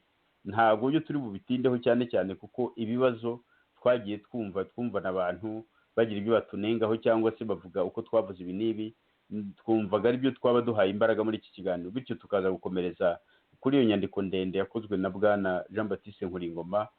Ubwo turaza kubijyaho ariko nyuma y'ijambo rya Jonathan Musonera. Urakoze muvandimwe Sixbert. Reka tunashimire na bwana Niyibizi watugejejeho iyo nyandiko, ariko ntabwo nzi niba nyiri iyo nyandiko nyiri kuyandika yarabashije kuvuga n'izina rye. Waba hari amazina ye ufite? Nta zina ry'uwo muntu nabonye. Ndibaza ko nyine ni bya bindi bisanzwe nyine bya za ndatwa zidatinyuka no guhagarara ku birenge byombi ngo zivuge ziti ibi bitekerezo ntanze ndi kanaka nibyo nshyigikiye nibyo nanapfira. Nta zina nabonyeho, ntaryo. Ntabwo rero nibaza ko uwo muntu dukwiye kumutindaho, umuntu udashobora gutinyuka no gutangaza amazina ye. Ni bya bigwari byo muri Emereni Desederi bumva gusa ko icyo bimirije imbere ari ubuhutu kuruta kwimiriza imbere ubunyarwanda. Nkaba rero mu by'ukuri ibyo mwasobanuye bihagije, ntari bubitindeho cyane kuko ikigaragara muri iyo nyandiko ni inyandiko irimo urwango, irimo no kumva ko umuhutu adakwiye kuvuga ibyabaye, agira inama abahunga. Turamenya ntuzamena amabanga y'abahutu, ntuterwe ngo nawe witere. Ubwo rero wenda abona ko wenda Rudasingwa ari umusazi we uvuga iby'abatutsi cyangwa se ibitekerezo bye uko abibona bishobora gukiza abanyarwanda. Ikindi gusa nanagarukaho ni uko muri icyo kiganiro ibyo Dr Theogene Rudasingwa yagiye ananenga cyane, ibyo yanenze harimo intambara yitiriwe P5 iyobowe na Kayumba, yaguyemwo abana bari kuri urwo rugamba muri Congo, abandi barafatwa bari bayobowe na Major Mudassiru Habib, bakaba bari i Kigali. Nkaba nibaza nimba kuba Kayumba yaratinye no gusobanura uburyo yicishije abo bana, uburyo abandi bafashwe mpiri, byo atari ubugwari, ko ibyo bintu adakwiye kubibazwa, ahubwo bakumva ko ari umuntu ukwiye kuguma guhishirwa. Ikindi cya kabiri, yasahuye amafaranga y'impunzi zagiye zimuha babashuka urugamba, bavuga ngo muri 2017 nta Kagame bazamubuza amatora. Ibyo bintu byarabananiye, ahubwo barangiza bicishije abana b'abanyarwanda abandi bafashwe ebyiri. Icyo kikaba ari ikibazo kukinenze, bikaba byatuma ugaragara nkaho wowe unenze ibyo bintu uri umuntu mubi muri opposition. Ikindi cya kabiri, kuvuga ku bujura bwa Ndagijimana mu by'ukuri buvugwa ndetse n'abari mu buyobozi, harimo ndetse n'uwari premier ministre wari uyoboye leta muri kiriya gihe, ari premier ministre Twagiramungu Faustin. Namwe mwari kumwe muri iyo leta, nkawe Sixbert n'abandi na bagenzi bacu turi kumwe, harimo Bandahayo, Batikumana, mwese mwari muri iyo guverinoma. Yewe na Nkuringoma uwo nguwo yari muri abo bantu bazi neza uburyo Ndagijimana yatwaye amafaranga.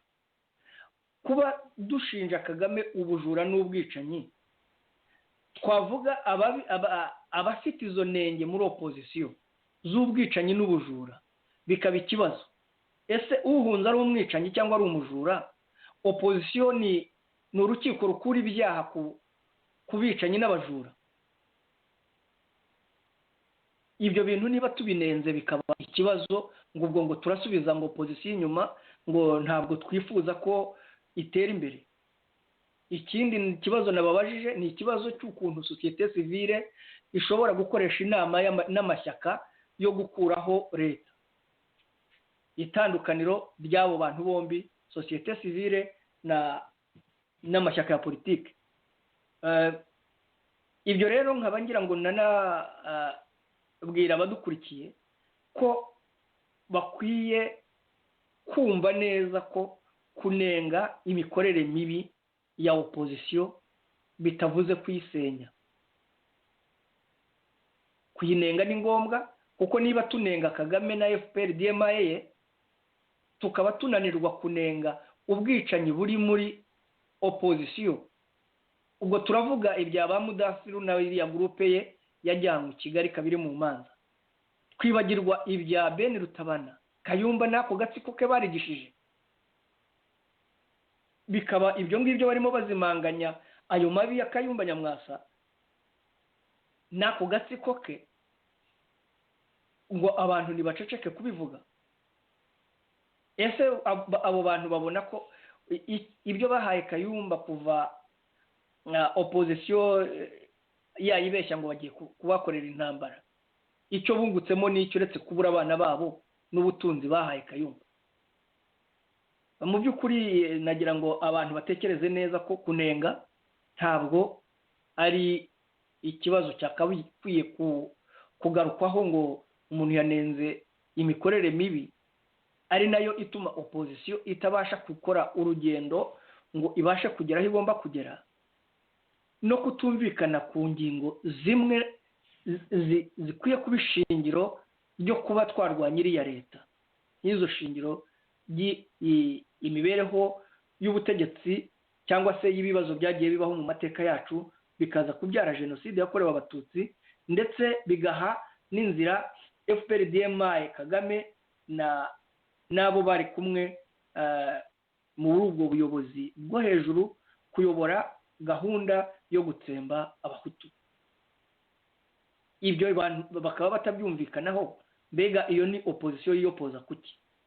Wenda reka twinjire muri icyo gice cya kabiri. murakoze cyane bwana Jonathan Musonera kuri ibyo bitekerezo butanze.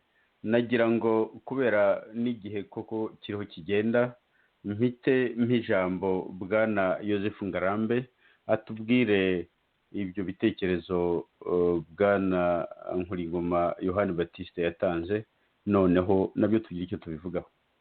Urakoze cyane bwana Nkuringoma, mwibaro ndende cyane rwose, amapaje bitewe nyine n'inyuguti uko zingana, atari munsi ya 6 ufashe inyuguti uko abantu benshi basanzwe bazifata. Ibaruwa ndende cyane yatangiye ataka nyine ibyo nama, iyo nama nayo ngo yagiyemo yoherejwemo inyandiko reka mvuge inyito yayo kugira ngo abayishaka bazayibone. Iyo nyandiko yitwa ngo ni politike ya Kamino wa Muhini irasenya. Avuga rero ko we na bagenzi be bari bagiye muri ayo manama kubaka, ko bari benshi cyane, akashimagiza abateguye iyo nama, akabavuga amazina, agahera kuri Gilbert mwene data, avuga uko amuzi nyine ko ari umuntu wigeze kwiyamamariza kuba perezida hamwe n'abarwigara Diane Rwigara, noneho ngo FPR DMA ikababuza uburyo ngiki cyamuvugaho, ubundi akavuga ko ngo ari we wari uyoboye iyo nama, kabone nubwo twebwe tubibona ukundi, akavuga ko ari wari uyoboye inama kandi gwerekanye ko ngo ashoboye, akamutaka cyane. Yarangiza agataka nyine n'abandi bari bakoza ku kanama, ari wo ambasaderi Jean Marie Vianney Ndagijimana, akandika ngo uyu washinze buka bose rengera bose, akandika ambasaderi Charlotte Mukankusi ngo uyu mudamu wo muri RNC wakiriwe na Museveni, naho Kagame n'abambari be bagacika ururondogoro, niko nyine yamutaka yanga bivuga ngo na madamu Dafroza Nkundwa ngo abenshi twamenyeye muri iyo nama. Aho ni n'ikibazo Dafroza Nkundwa kubona ngo yaramumenyeye muri iyo nama. Dafroza Nkundwa n'umuntu wayoboye wa muryango ushyigikira Ingabire cyane, mu muryango wa société civile, réseau de femmes izwi cyane, yawuyoboye igihe kinini hariya mu Bubiligi, ariko ngo bo benshi ngo twamumenye ahangaha naho ni ibintu bitumvikana. Ngo abo nibo batanze icyerekezo cy'inama bahereye mu biganiro bari bateguye, ubundi kandi nibo bagerageza gufasha umuyobozi w'inama, nibo bagerageza gufasha umuyobozi w'inama, ni ukuvuga mwene data, ngo bamwibutsa abasabye ijambo n'ibindi bituma gahunda yateguwe igenda neza. Arakomeza agira ati nyuma nyine yo gusingiza abo ngabo nyine avuga nyine ubwiza bw'inama n'ibyagomba kubyirwamo, ntari buvuge kuko reka nako wenda mbivugeho gatoya, mfata akanya mbivugeho gatoya batagira ngo wenda twayipfobeje, ntacyo dushingiyeho. Baragira ati twavuze ibibazo byugarije u Rwanda, nagira ngo yenda kugira ngo dukoreshe igihe neza, nagira ngo yenda ibyo bindavuga birebana n'inama kuko ari byo dutinda, ahubwo turebe ibibazo yibaza bitureba nyine twasubizaho, aho igice cya kabiri cy'inyandiko ye ari nacyo mu by'ukuri cyatumye tuvuga tuti dore ibibazo abantu bibajije bahereye ku kiganiro twari twakoze. Ni nabyo uroye byari byamuzinduye yandika ibaruwa ndende, nubwo atari byahereyeho. Yaragira ati numvise ibyavugiye kuri radiyo Ishakwe bivuzwe n'umuntu nsanzwe nubaha Dr Theogene Rudasingwa, numva birandenze. Kuri we ibyabaye byose nta gaciro byari bifite, kuko abatumije inama barimo ambasaderi Charlotte Mukankusi wo mu ishyaka RNC. Iryo shyaka akaba yaratandukanye naryo mu buryo bwaranzwe n'amagambo mabi cyane. Undi yanenze yivuye inyuma ni ambasaderi Jean Marie Vianney Ndagijimana, ngo kuko mu 1994 ubwo yahungaga FPR yamukurikije imijugujugu y'urubwa ivuga ngo yatorokanye akayabo k'amadolari 100,000, ngo hari igihe bavuga 200,000 niko yandika entre parenthèses. Ati ibyo bintu ariko Rudasingwa azi neza ko byabuze gihamya, yanditse bisigara ari ibigambo gusa. Mu yandi magambo rero urumva ko yavuze ko kuvuga ko Ndagijimana yatorokanye amafaranga ari ibigambo gusa, nk'uko twabivuze mu kanya rero, si ibigambo namba, ni ibintu bizwi na buri wose, harimo Nkuringo mu bwe wari minisitiri w'itangazamakuru akaba n'umuvugizi wa leta, azi neza ko ayo mafaranga yayibye, azi neza ko ayo mafaranga yari yasinywe muri finance n'uwari directeur de cabinet nyine wari ukurikiye Ndagijimana mu myanya ya leta, ari we Ngarukiyerewo. Azi neza ko ayo mafaranga bayamushyiriye ku kibuga cy'indege akayabara, hari abantu benshi. Azi neza ko iryo toroka ndetse ryakorwa irukozasoni ku bantu babaye mu Rwanda, dore ko na FPR nyine yabaga nayo itegereje kuvuga iti burya namwe muri abajura, dore ko bo batangira abajura n'abicanyi, ariko urumva ko abantu b'imbere mu gihugu ubundi babaga bashaka kwiyerekana neza, aho uraza kubimbwira 6B kuko nawe wari uhari. Nta kuntu ibyo bintu bigomba kuba bitaragu-guteye isoni ngo bikoze isoni na bagenzi be. Ikindi cyo nuko ayo mafaranga yari yasinywe na Ngarukiwe, akagenda akayafata akayabara, abantu bose bareba, abantu bari bahari bareba, hari abantu benshi babirebaga, akirukanka adasinyiye Ngarukiyeho, atamusinyiye rusi yuko ayo mafaranga yajyanye, yarangiza akayajyana, nyuma akaza kubeshya ngo akavuga kuvuga ko bamubeshyera, yagiye avuga hirya no hino ko bamubeshyera. Kandi rero ni nabyo nyine Nkuringoma Jean Baptiste ubizi neza ashimangiye, akaba rwose ashimangiye ubujura buzwi na bose. Reka twumve Twagiramungu ku itariki ya 19 z'ukwa karindwi 2019 kuri radiyo televiziyo Ikondera. Ntibigira no ku munota umwe rwose, mwihangane gato twumve aho Twagiramungu umunyamakuru Agnes amubaza ati atese biriya Kagame avuga nibyo koko yaribye, twagira mungu akavuga ati yaribye, atese ati ko avuga ngo wari ushyigikiye ngo wari uyoboye guverinoma y'ibisambo, ati iyo nza kumenya ko ari igisambo simba naramuhaye uwo mwanya, ati kandi rero ati ikindi gisambuzi ninde mu yundi mugambo uretse Ndagijimana, ikindi gisambuzi ninde, reka tubyumve. Minisitiri w'ububanyi n'amahanga unashyizeho wa mbere ntabwo yarahiye ku mpamvu we yasobanurira rubanda icyatumye atarahira. Yagiye mu nama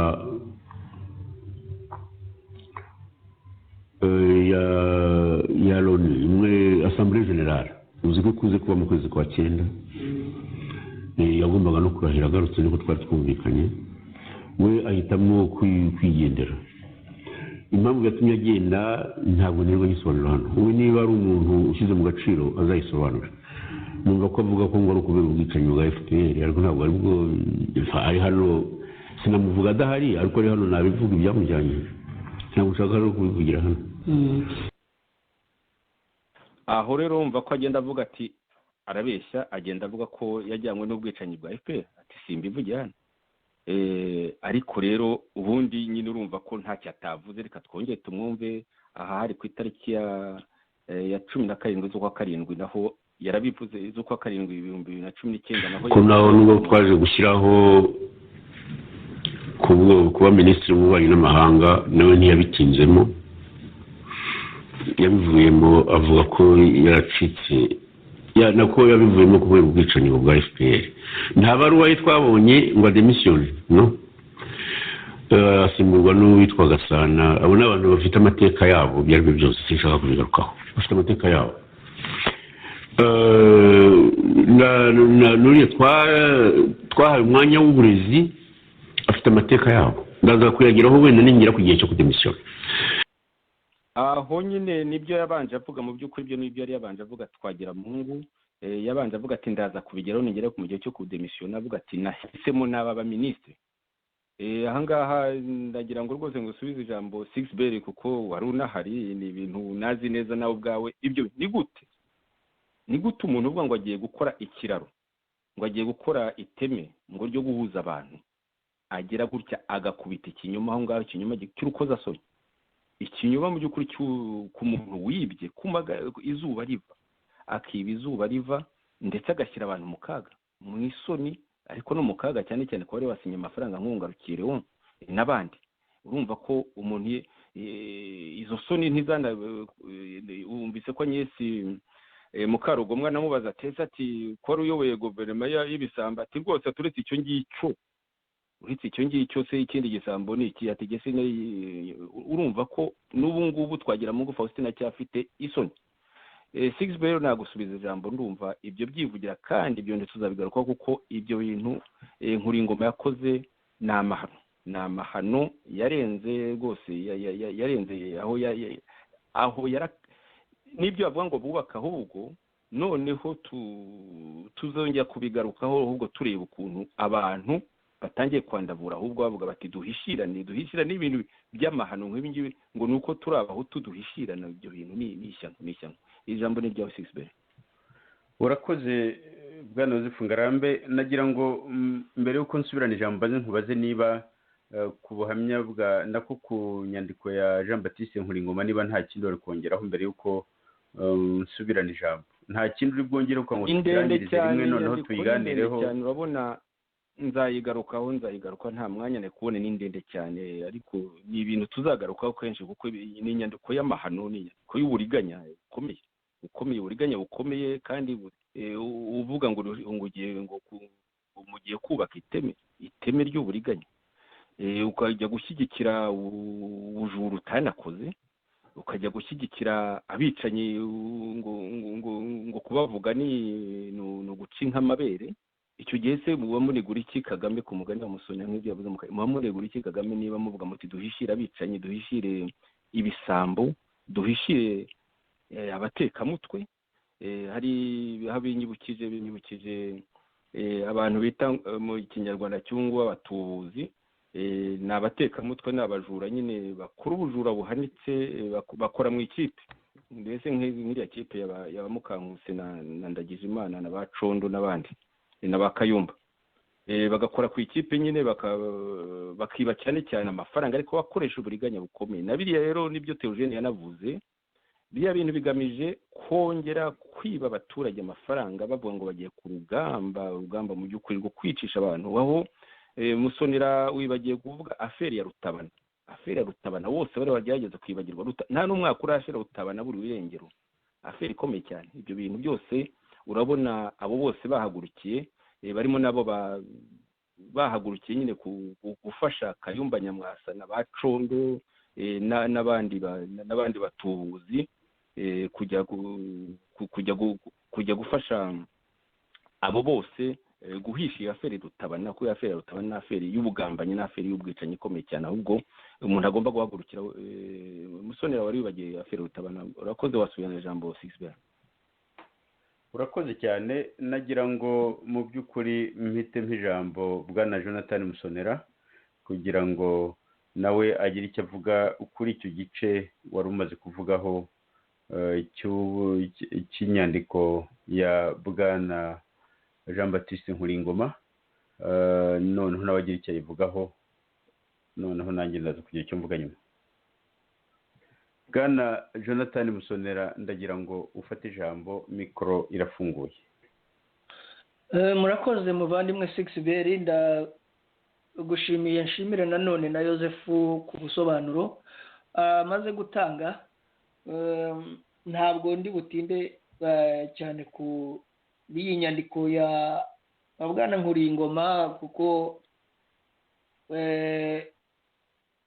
kunenga ni uburenganzira bwe ariko nanone natwe ntabwo bishobora kutubuza kunenga ibyo tubona bicuramye cyane cyane ko kuba abantu bumva bari desperate ko bamaze imyaka myinshi mu buhunzi bakaba bumva ko bashobora kugira icyo bahuriraho n'abicanyi n'abajura bakumva ko bababeshya ngo barabasubiza ngo barabacyura ibyo rwose babyibagirwe ko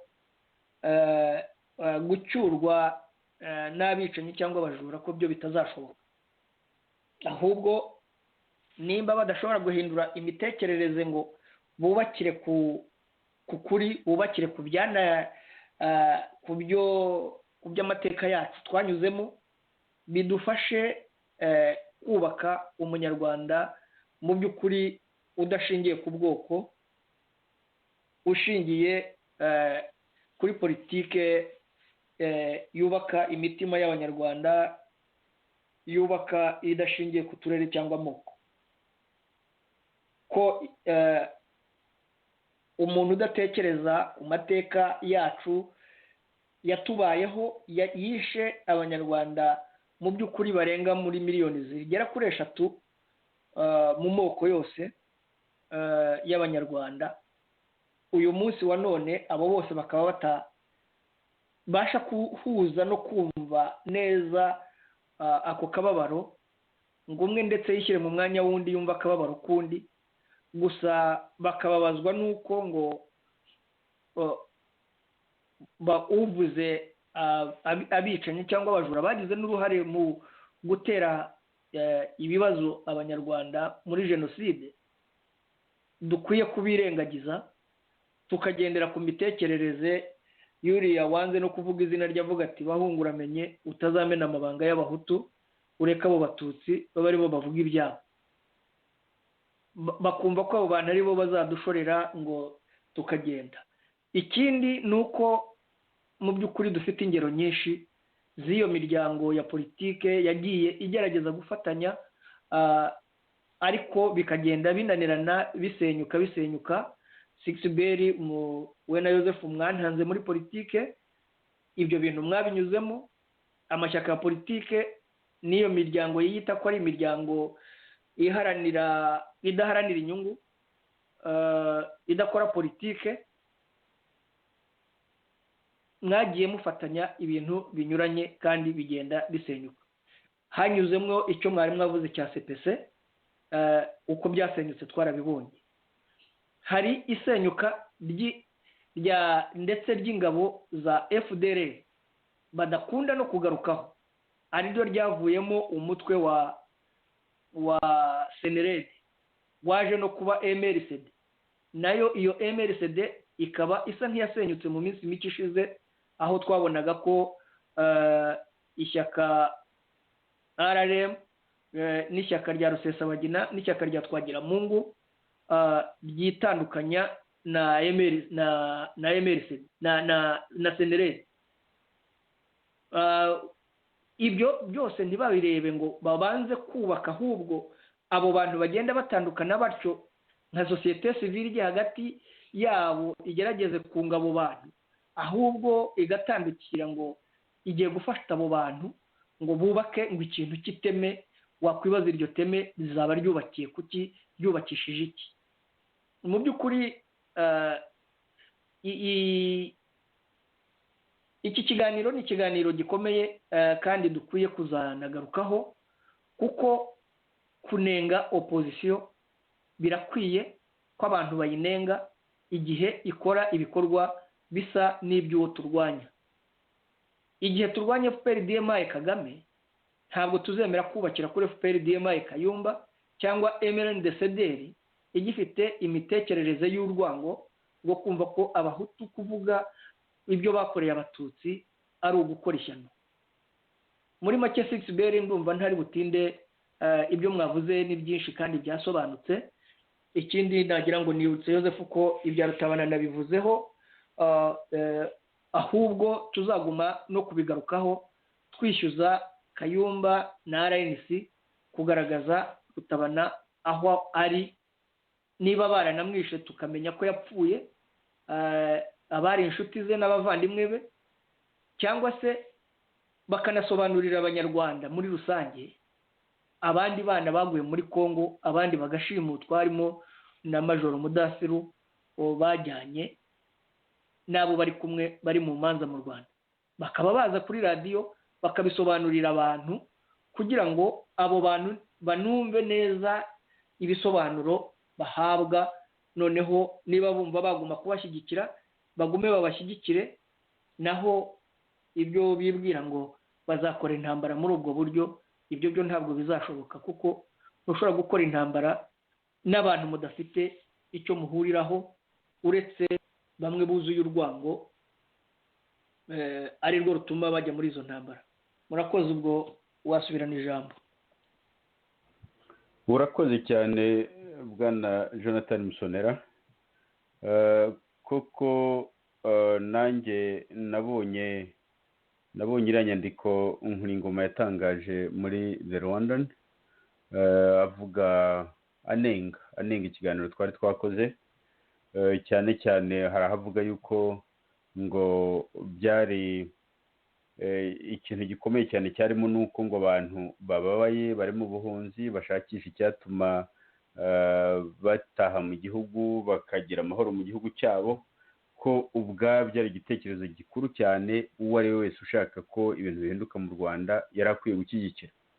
Aho ndagira ngo mpatinde kubera yuko mu by'ukuri yego nagiye ngira uburyo mbivugaho, ariko aho ndagira ngo mpatinde kubera yuko si ubwa mbere igitekerezo nk'icyo kibaye muri iyi myaka 20 n'indi tumaze mu buhungiro. Si ubwa mbere icyo gitekerezo kibaye, ndetse namwe mu mashyaka ariho ubu ngubu yubatswe nayo ubwayo aturutse muri ubwo buryo bwo kugira ngo abantu bashyire ingufu hamwe.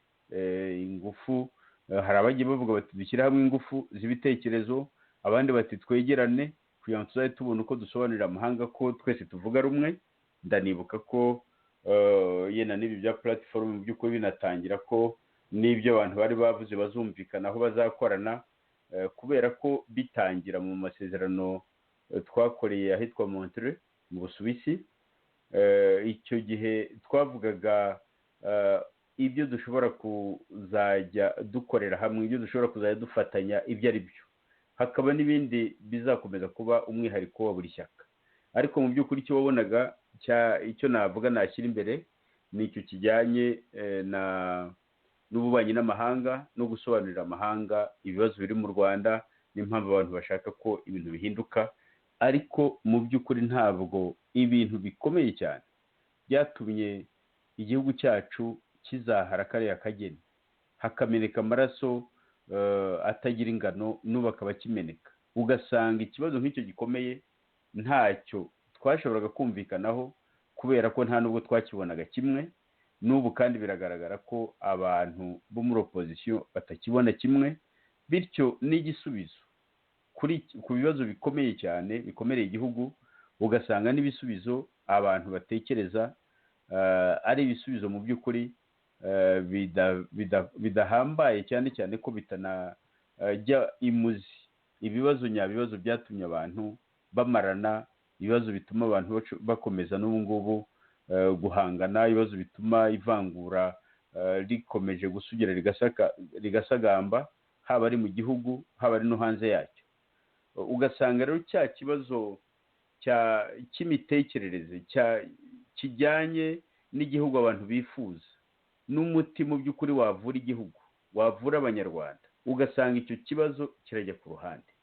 Aho rero kuvuga ngo abantu gusa bagiye guhura, ngo nibahura ari benshi haraboneka igisubizo, icyo ni ikibazo gikomeye cyane, ku buryo nanjye byantangaje kuba abantu bumva ko icyo cyonyine gishobora kuvamo igisubizo gikomeye, cyane cyane nk'uko na Musoni yageze kubivugaho, cyane cyane ko ibintu biremereye abanyarwanda usanga mu by'ukuri ari ibintu bya kirazira bidashobora kuganirwa muri ayo mateme abantu baba bubaka, kubera ko biganiriwe byatuma n'ayo mateme bareka kuyubaka bakikomereza.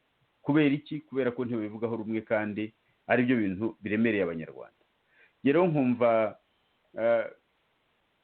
igihe mbese natekerezaga mu myumvire yanjye ko abantu b'inararibonye, abantu b'abanyabwenge, abantu b'intiti b'indatwa bashyira imbere icyo kintu kijyanye na ideoloji, ndashaka kuvuga mbese n'intekerezo zigamije mu by'ukuri gushaka umuti wagangahura igihugu cyacu. Ugasanga mbese abantu icyo ngicyo bagishyira hirya, bakumva ko icyajya imbere ari uko gusa abantu bagaragaje ubushake bwo kugira ngo bahurire hamwe ari benshi cyane, ku bwabyo bihagije kugira ngo haboneke igisubizo cy'ikibazo. Nkumva icyo ari ikintu kigoye kucyemera, cyane cyane ko ari n'ikintu nyine ubona cyahuruje abantu, kandi abantu mu by'ukuri umuntu aziho ubusesenguzi bwiza cyane bukomeye bwimbitse. Icyo ngicyo ni ikintu ugiye nabonye gikomeye cyane, gituma yenda n'ibyo bitekerezo byo guhuriza abantu hamwe bidatanga icyizere cy'uko bishobora kuzatanga umusaruro. Niba isesengura mu ishyaka ishakwe twakoze cyangwa tunakora ku mitekerereze nk'iyo ivuga yuko abantu bahura gusa kubera ko bahuje umwanzi, kubera ko bababaye bakaba bashaka guhindura ibintu gusa, niba isesengura ryacu rivuga yuko ibyo tubona nta gisubizo bishobora kuzana, mbese bizanagaragara niba twaribeshye mu kuvuga ko iriya nama, uriya muhuro wo kuri interineti wahuje iyo miryango ya politiki n'iyo miryango yindi ivuga ko idakora politiki, niba abantu baba ku isesengura ryacu ritari ryo, bizagaragarira muri iyi minsi niba koko icyo gitekerezo kizatera kabiri kikagaragaza ko ari igitekerezo koko gifite ireme, gifite no kureba kure. Ibyo ni ibintu bizigaragaza vuba, kandi amateka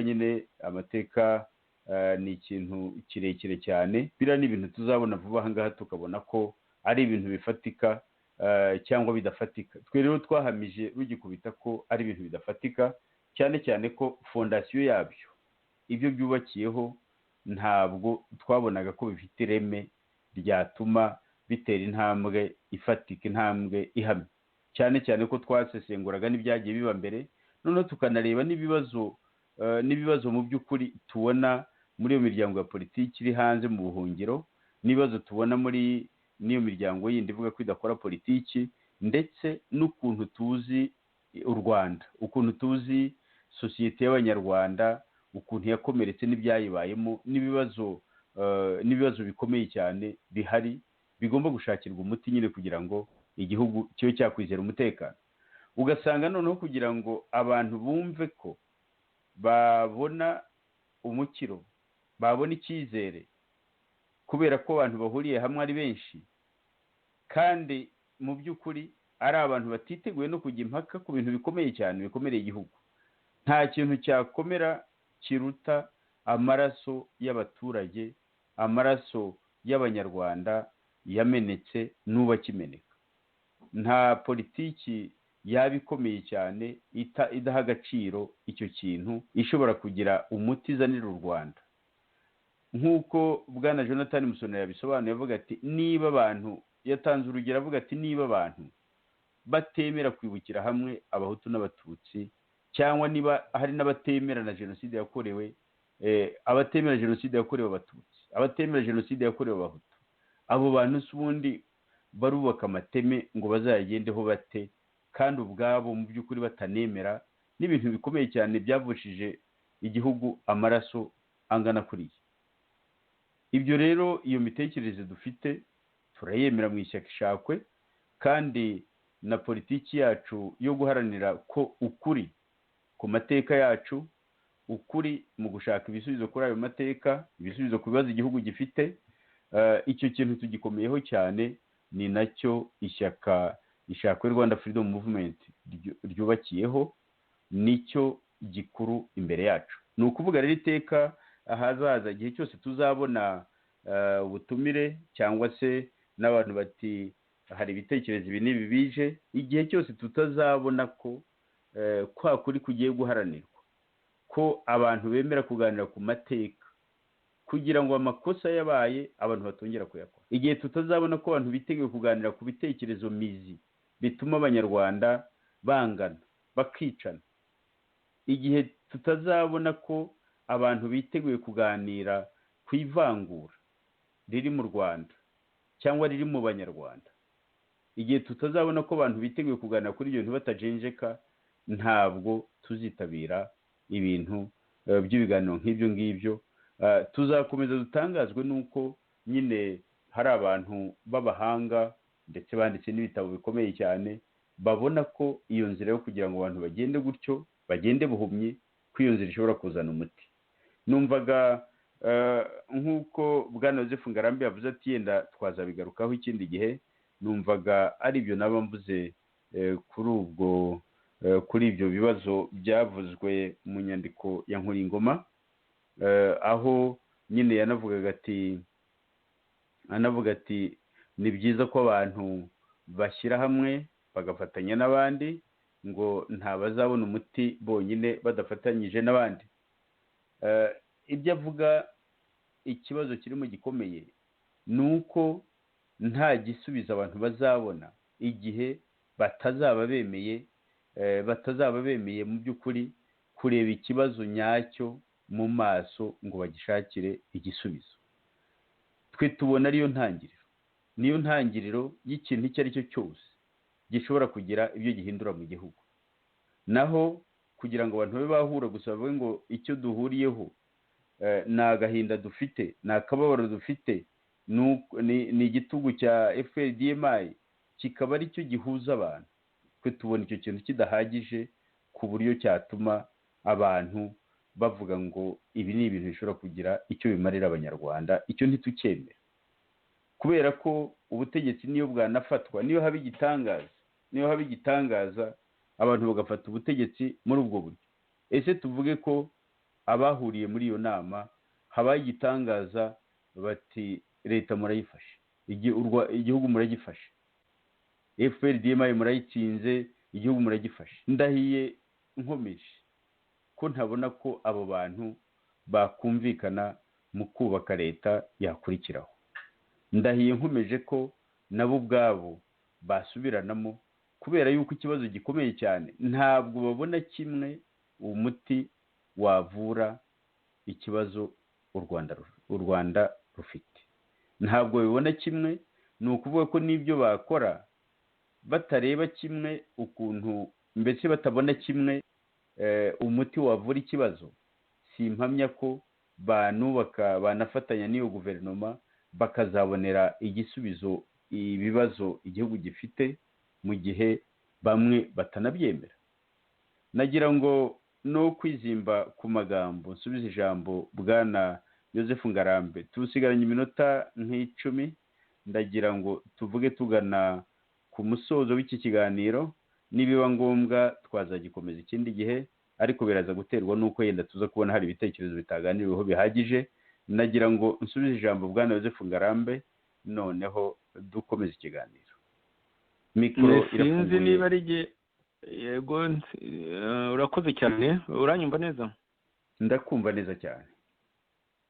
Ibintu urabivuze nyine, nta kuntu abadafite icyo bahuriyeho ntacyo bashobora gutabaranaho ku rugamba ngo barugiraho barusoza, niyo haba ibitangaza bakarutsinda urugamba. Umwanzi nyine wugarije bose ni ukuvuga FPRDMI Kagame agatsindwa, ntabwo babasha kugira icyo bubaka mu gihe badahuriye ku kintu gikomeye, ku kintu koko cyubaka igihugu.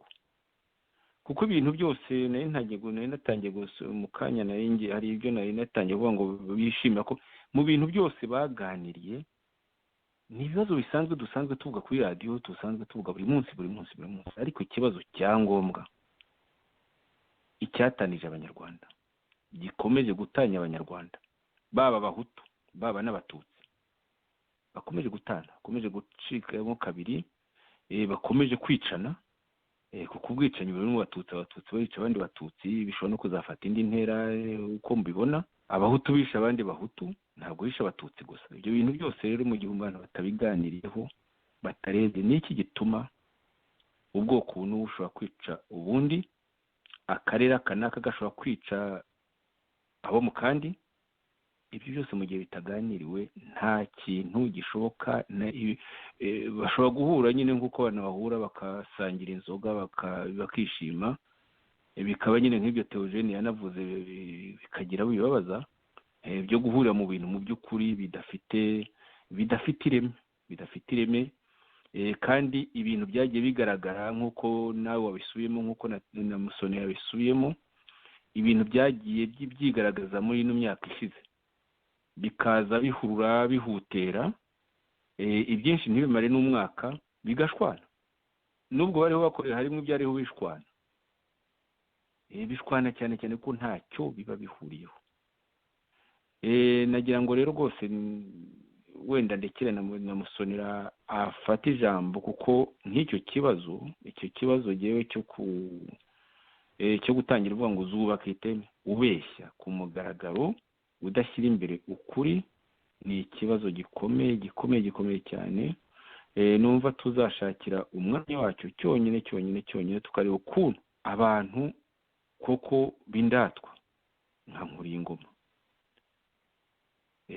ashobora kujya gutya akaba umukarabya w'abicanyi n'abajura n'abarozi rwose, akavuga ati ngiye kubafasha mu kinyoma cyabo, mbafashe rwose, noneho bere, natwe noneho dufatanye. Mwafatanye iki? Nawe ubwawe uba uhemutse, uba wiyambitse ubusa, nta n'icyo ubu rwose baba bakwangije mu yandi magambo. Kuko ndasanga rwose uno mugabo nziho ubundi bupfura, nziho ubushishozi, abo bantu ibyo ariho yishimira kuba bamwangije, ndumva nabandikira aho ngaho. Jonathan Musonera, nagira ngo nawe ufate ijambo. Turiho turagana ku musozo w'iki ikiganiro twahaye iyi nyito, turasubiza ibibazo by'abumva radiyo Ishakwe. Ndagira ngo nibutse abatwumva yuko iyi ari radiyo Ishakwe, ijwi ry'ishyaka Ishakwe Rwanda Freedom Movement. Nibutsa yuko turiho dusubiza ibibazo cyangwa turiho dusesengura ibibazo by'abantu bumvise ikiganiro twakoze ku itariki ya 2 Kamena umwaka wa 2020. Ikiganiro twakoranye na Dr. Theogene Rudasingwa na bwana Joseph Ngarambe, tuvuga impamvu Ishakwe rititabiriye inama yahuje kuri murandasi amashyaka n'imiryango ivuga ko idakora politiki. tukaba nyine turiho dusubiza inyandiko twagiye tubona, hari izo twandikiye ubwacu, hari n'izindi twabonye zatangarijwe hirya no hino, ariko cyane cyane twagiye tuvuga ibyo abantu bagiye banenga ikiganiro cyacu. Ntabwo twatinze ku bantu bashimye ikiganiro twakoze ndetse bakanerekana yuko hari ubusesenguzi bukomeye twari twakoze. Cyane cyane aha nagira ngo mvuge ko ikintu n'ubundi twatsindagiye muri iki kiganiro kugeza ubu ngubu ni ukwerekana yuko abantu bahindura ibintu iyo bafite ibyo bemera baharanira, bashobora no kwitangira kandi bakaba babihuriyeho.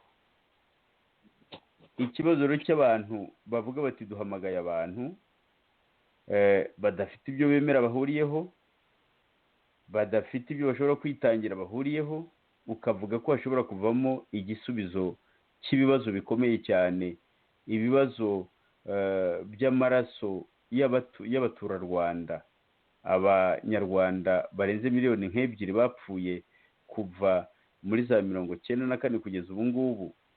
Umuntu akavuga ati, umuntu akumva ko hashobora kuboneka igisubizo yirengagije ibyo bintu, twe tubona nyine ibyo bintu bidashoboka habe namba. Nagira ngo bwana Jonathan Musonera ufate ijambo, turiho turagana ku musozo w'ikiganiro.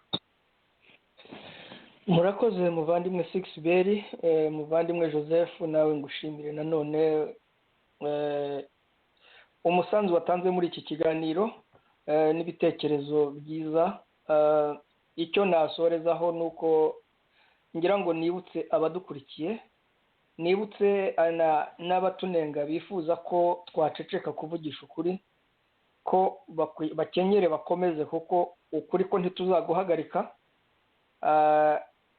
Yaba ari ibinyoma bya FPR-DMI Kagame, ibinyoma bya FPR-DMI Kayumba, ibinyoma bya MRND-CDR, ntabwo tuzigera duceceka kubirwanya, kuko byose ari uburozi bashaka kutwasamura ngo tumire bunguri.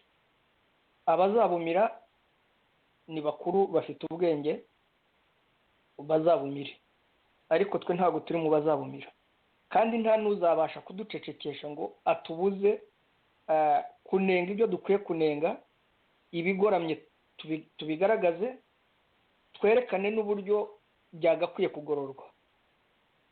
Maze rero ukuri ndabizi kuraryana, abantu ntibashaka kukumva, kandi ikindi guhishira abicanyi cyangwa abajura cyangwa abandi bagizi ba nabi, byo ntabwo tuzabikora. Kandi ntabwo duterwa isoni n'uwadutuka cyangwa uwavuga ngo ibyo ashaka byose azabivuge. Ntawe tuzatuka, ariko ukuri ko tuzakuvuga. Uwo kutazashimisha azihangane, ariko byo ukuri ko tuzakuvuga.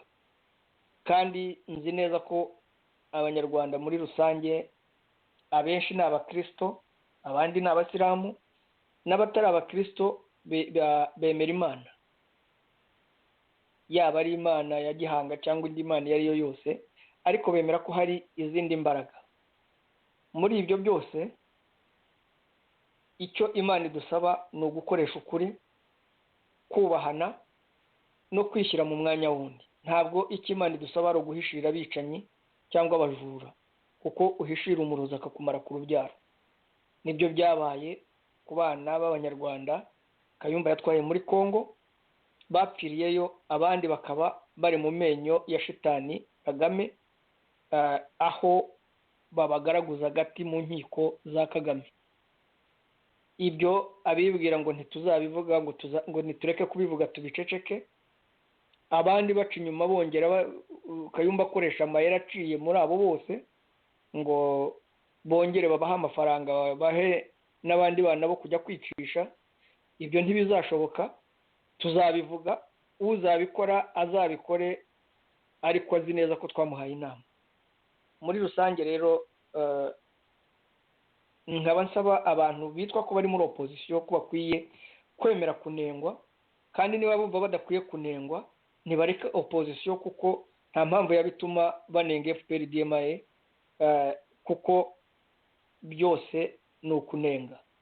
icyo twifuza ni uko nta muntu w'intungane, twifuza ko dukwiye gukosorana ibyo tunenga ahubwo bikabera isomo cyangwa se inyigisho ababa bakosheje, kugira ngo bikosore baze mu murongo wafasha abanyarwanda kwibohora FPRDMI Kagame igiye kumara abana b'abanyarwanda. Muri make nkaba narangiza mbifuriza amahoro n'imigisha y'Imana. Murakoze. urakoze cyane Jonathan Musonera kuri uwo mwanzuro ukomeye cyane utanze. Nagira ngo nibutse abatwumva ko tugiye gukora ibiganiro bisesengura icyo twakwita indatwa mbese indatwa mu gifaransa bita ba elite cyangwa mu cyongereza elite zagiye ziyobora u Rwanda cyangwa se zinayobora n'imiryango inyuranye irimo abanyarwanda, tukazisesengura mu by'ukuri kugira ngo twerekane ko n'ikibazo gikomeye cyane igihugu cyacu gifite n'izo za elite, izo ndatwa, ko zifite uruhare rukomeye cyane muri icyo kibazo u Rwanda rufite, ko izo za elite zikwiye kwiminjiramo agafu kugira ngo zizashobore guhindura ibintu mu gihugu. Twe guhindura ibintu mu gihugu nta nubwo tuvuga ko ari uguhindura ubutegetsi gusa. Guhindura ibintu mu gihugu ni uguhindura ya mitekerereze ituma umunyarwanda yica undi amujijije icyo ari cyo, ya mitekerereze ituma umunyarwanda ashaka kwikubira, ashaka kubaka udutsiko dutuma yikubira iby'igihugu akabihezaho abandi banyarwanda, ya mitekerereze ituma umunyarwanda asahura igihugu cye cyangwa se anavangura abanyarwanda kubera inyungu ze bwite.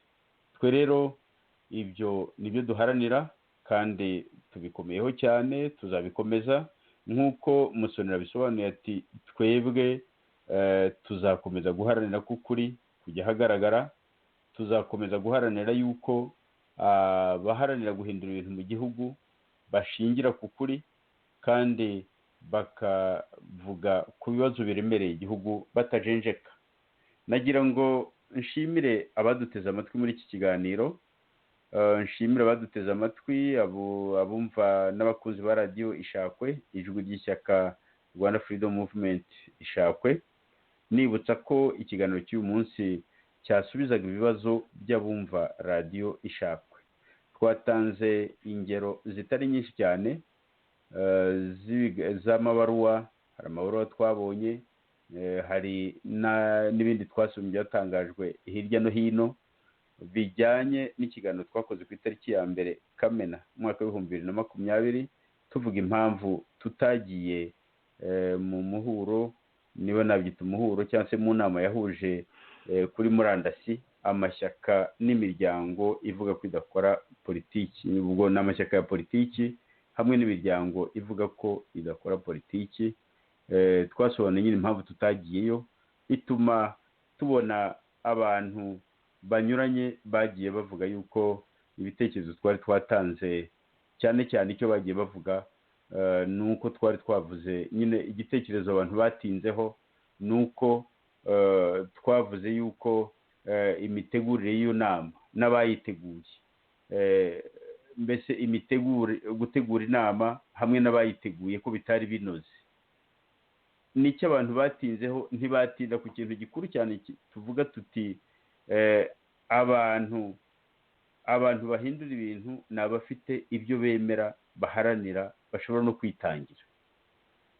Twebwe ikibazo cyacu tuvuga no muri icyo kiganiro twagaragaje ni icyo ngicyo kibuzemo, ko abantu niyo bahura bagiye guharanira icyo bemera, bafite icyo baharanira gifatika, gishobora kubonera igisubizo, gishobora kuzanira igisubizo ibibazo igihugu cyacu gifite. Nagira ngo rero nongere nshimire Bwana Joseph Ngarambe, Bwana Jonathan Musonera, twari kumwe muri iki kiganiro, nanararikira abatwumva ko muri iki cyumweru tuzakora n'ibindi biganiro. Muramukeho rero aho bwije, mwirirweho aho bukeye cyangwa n'ahakiri ku manywa ubwo tuzakomeza ubutaha.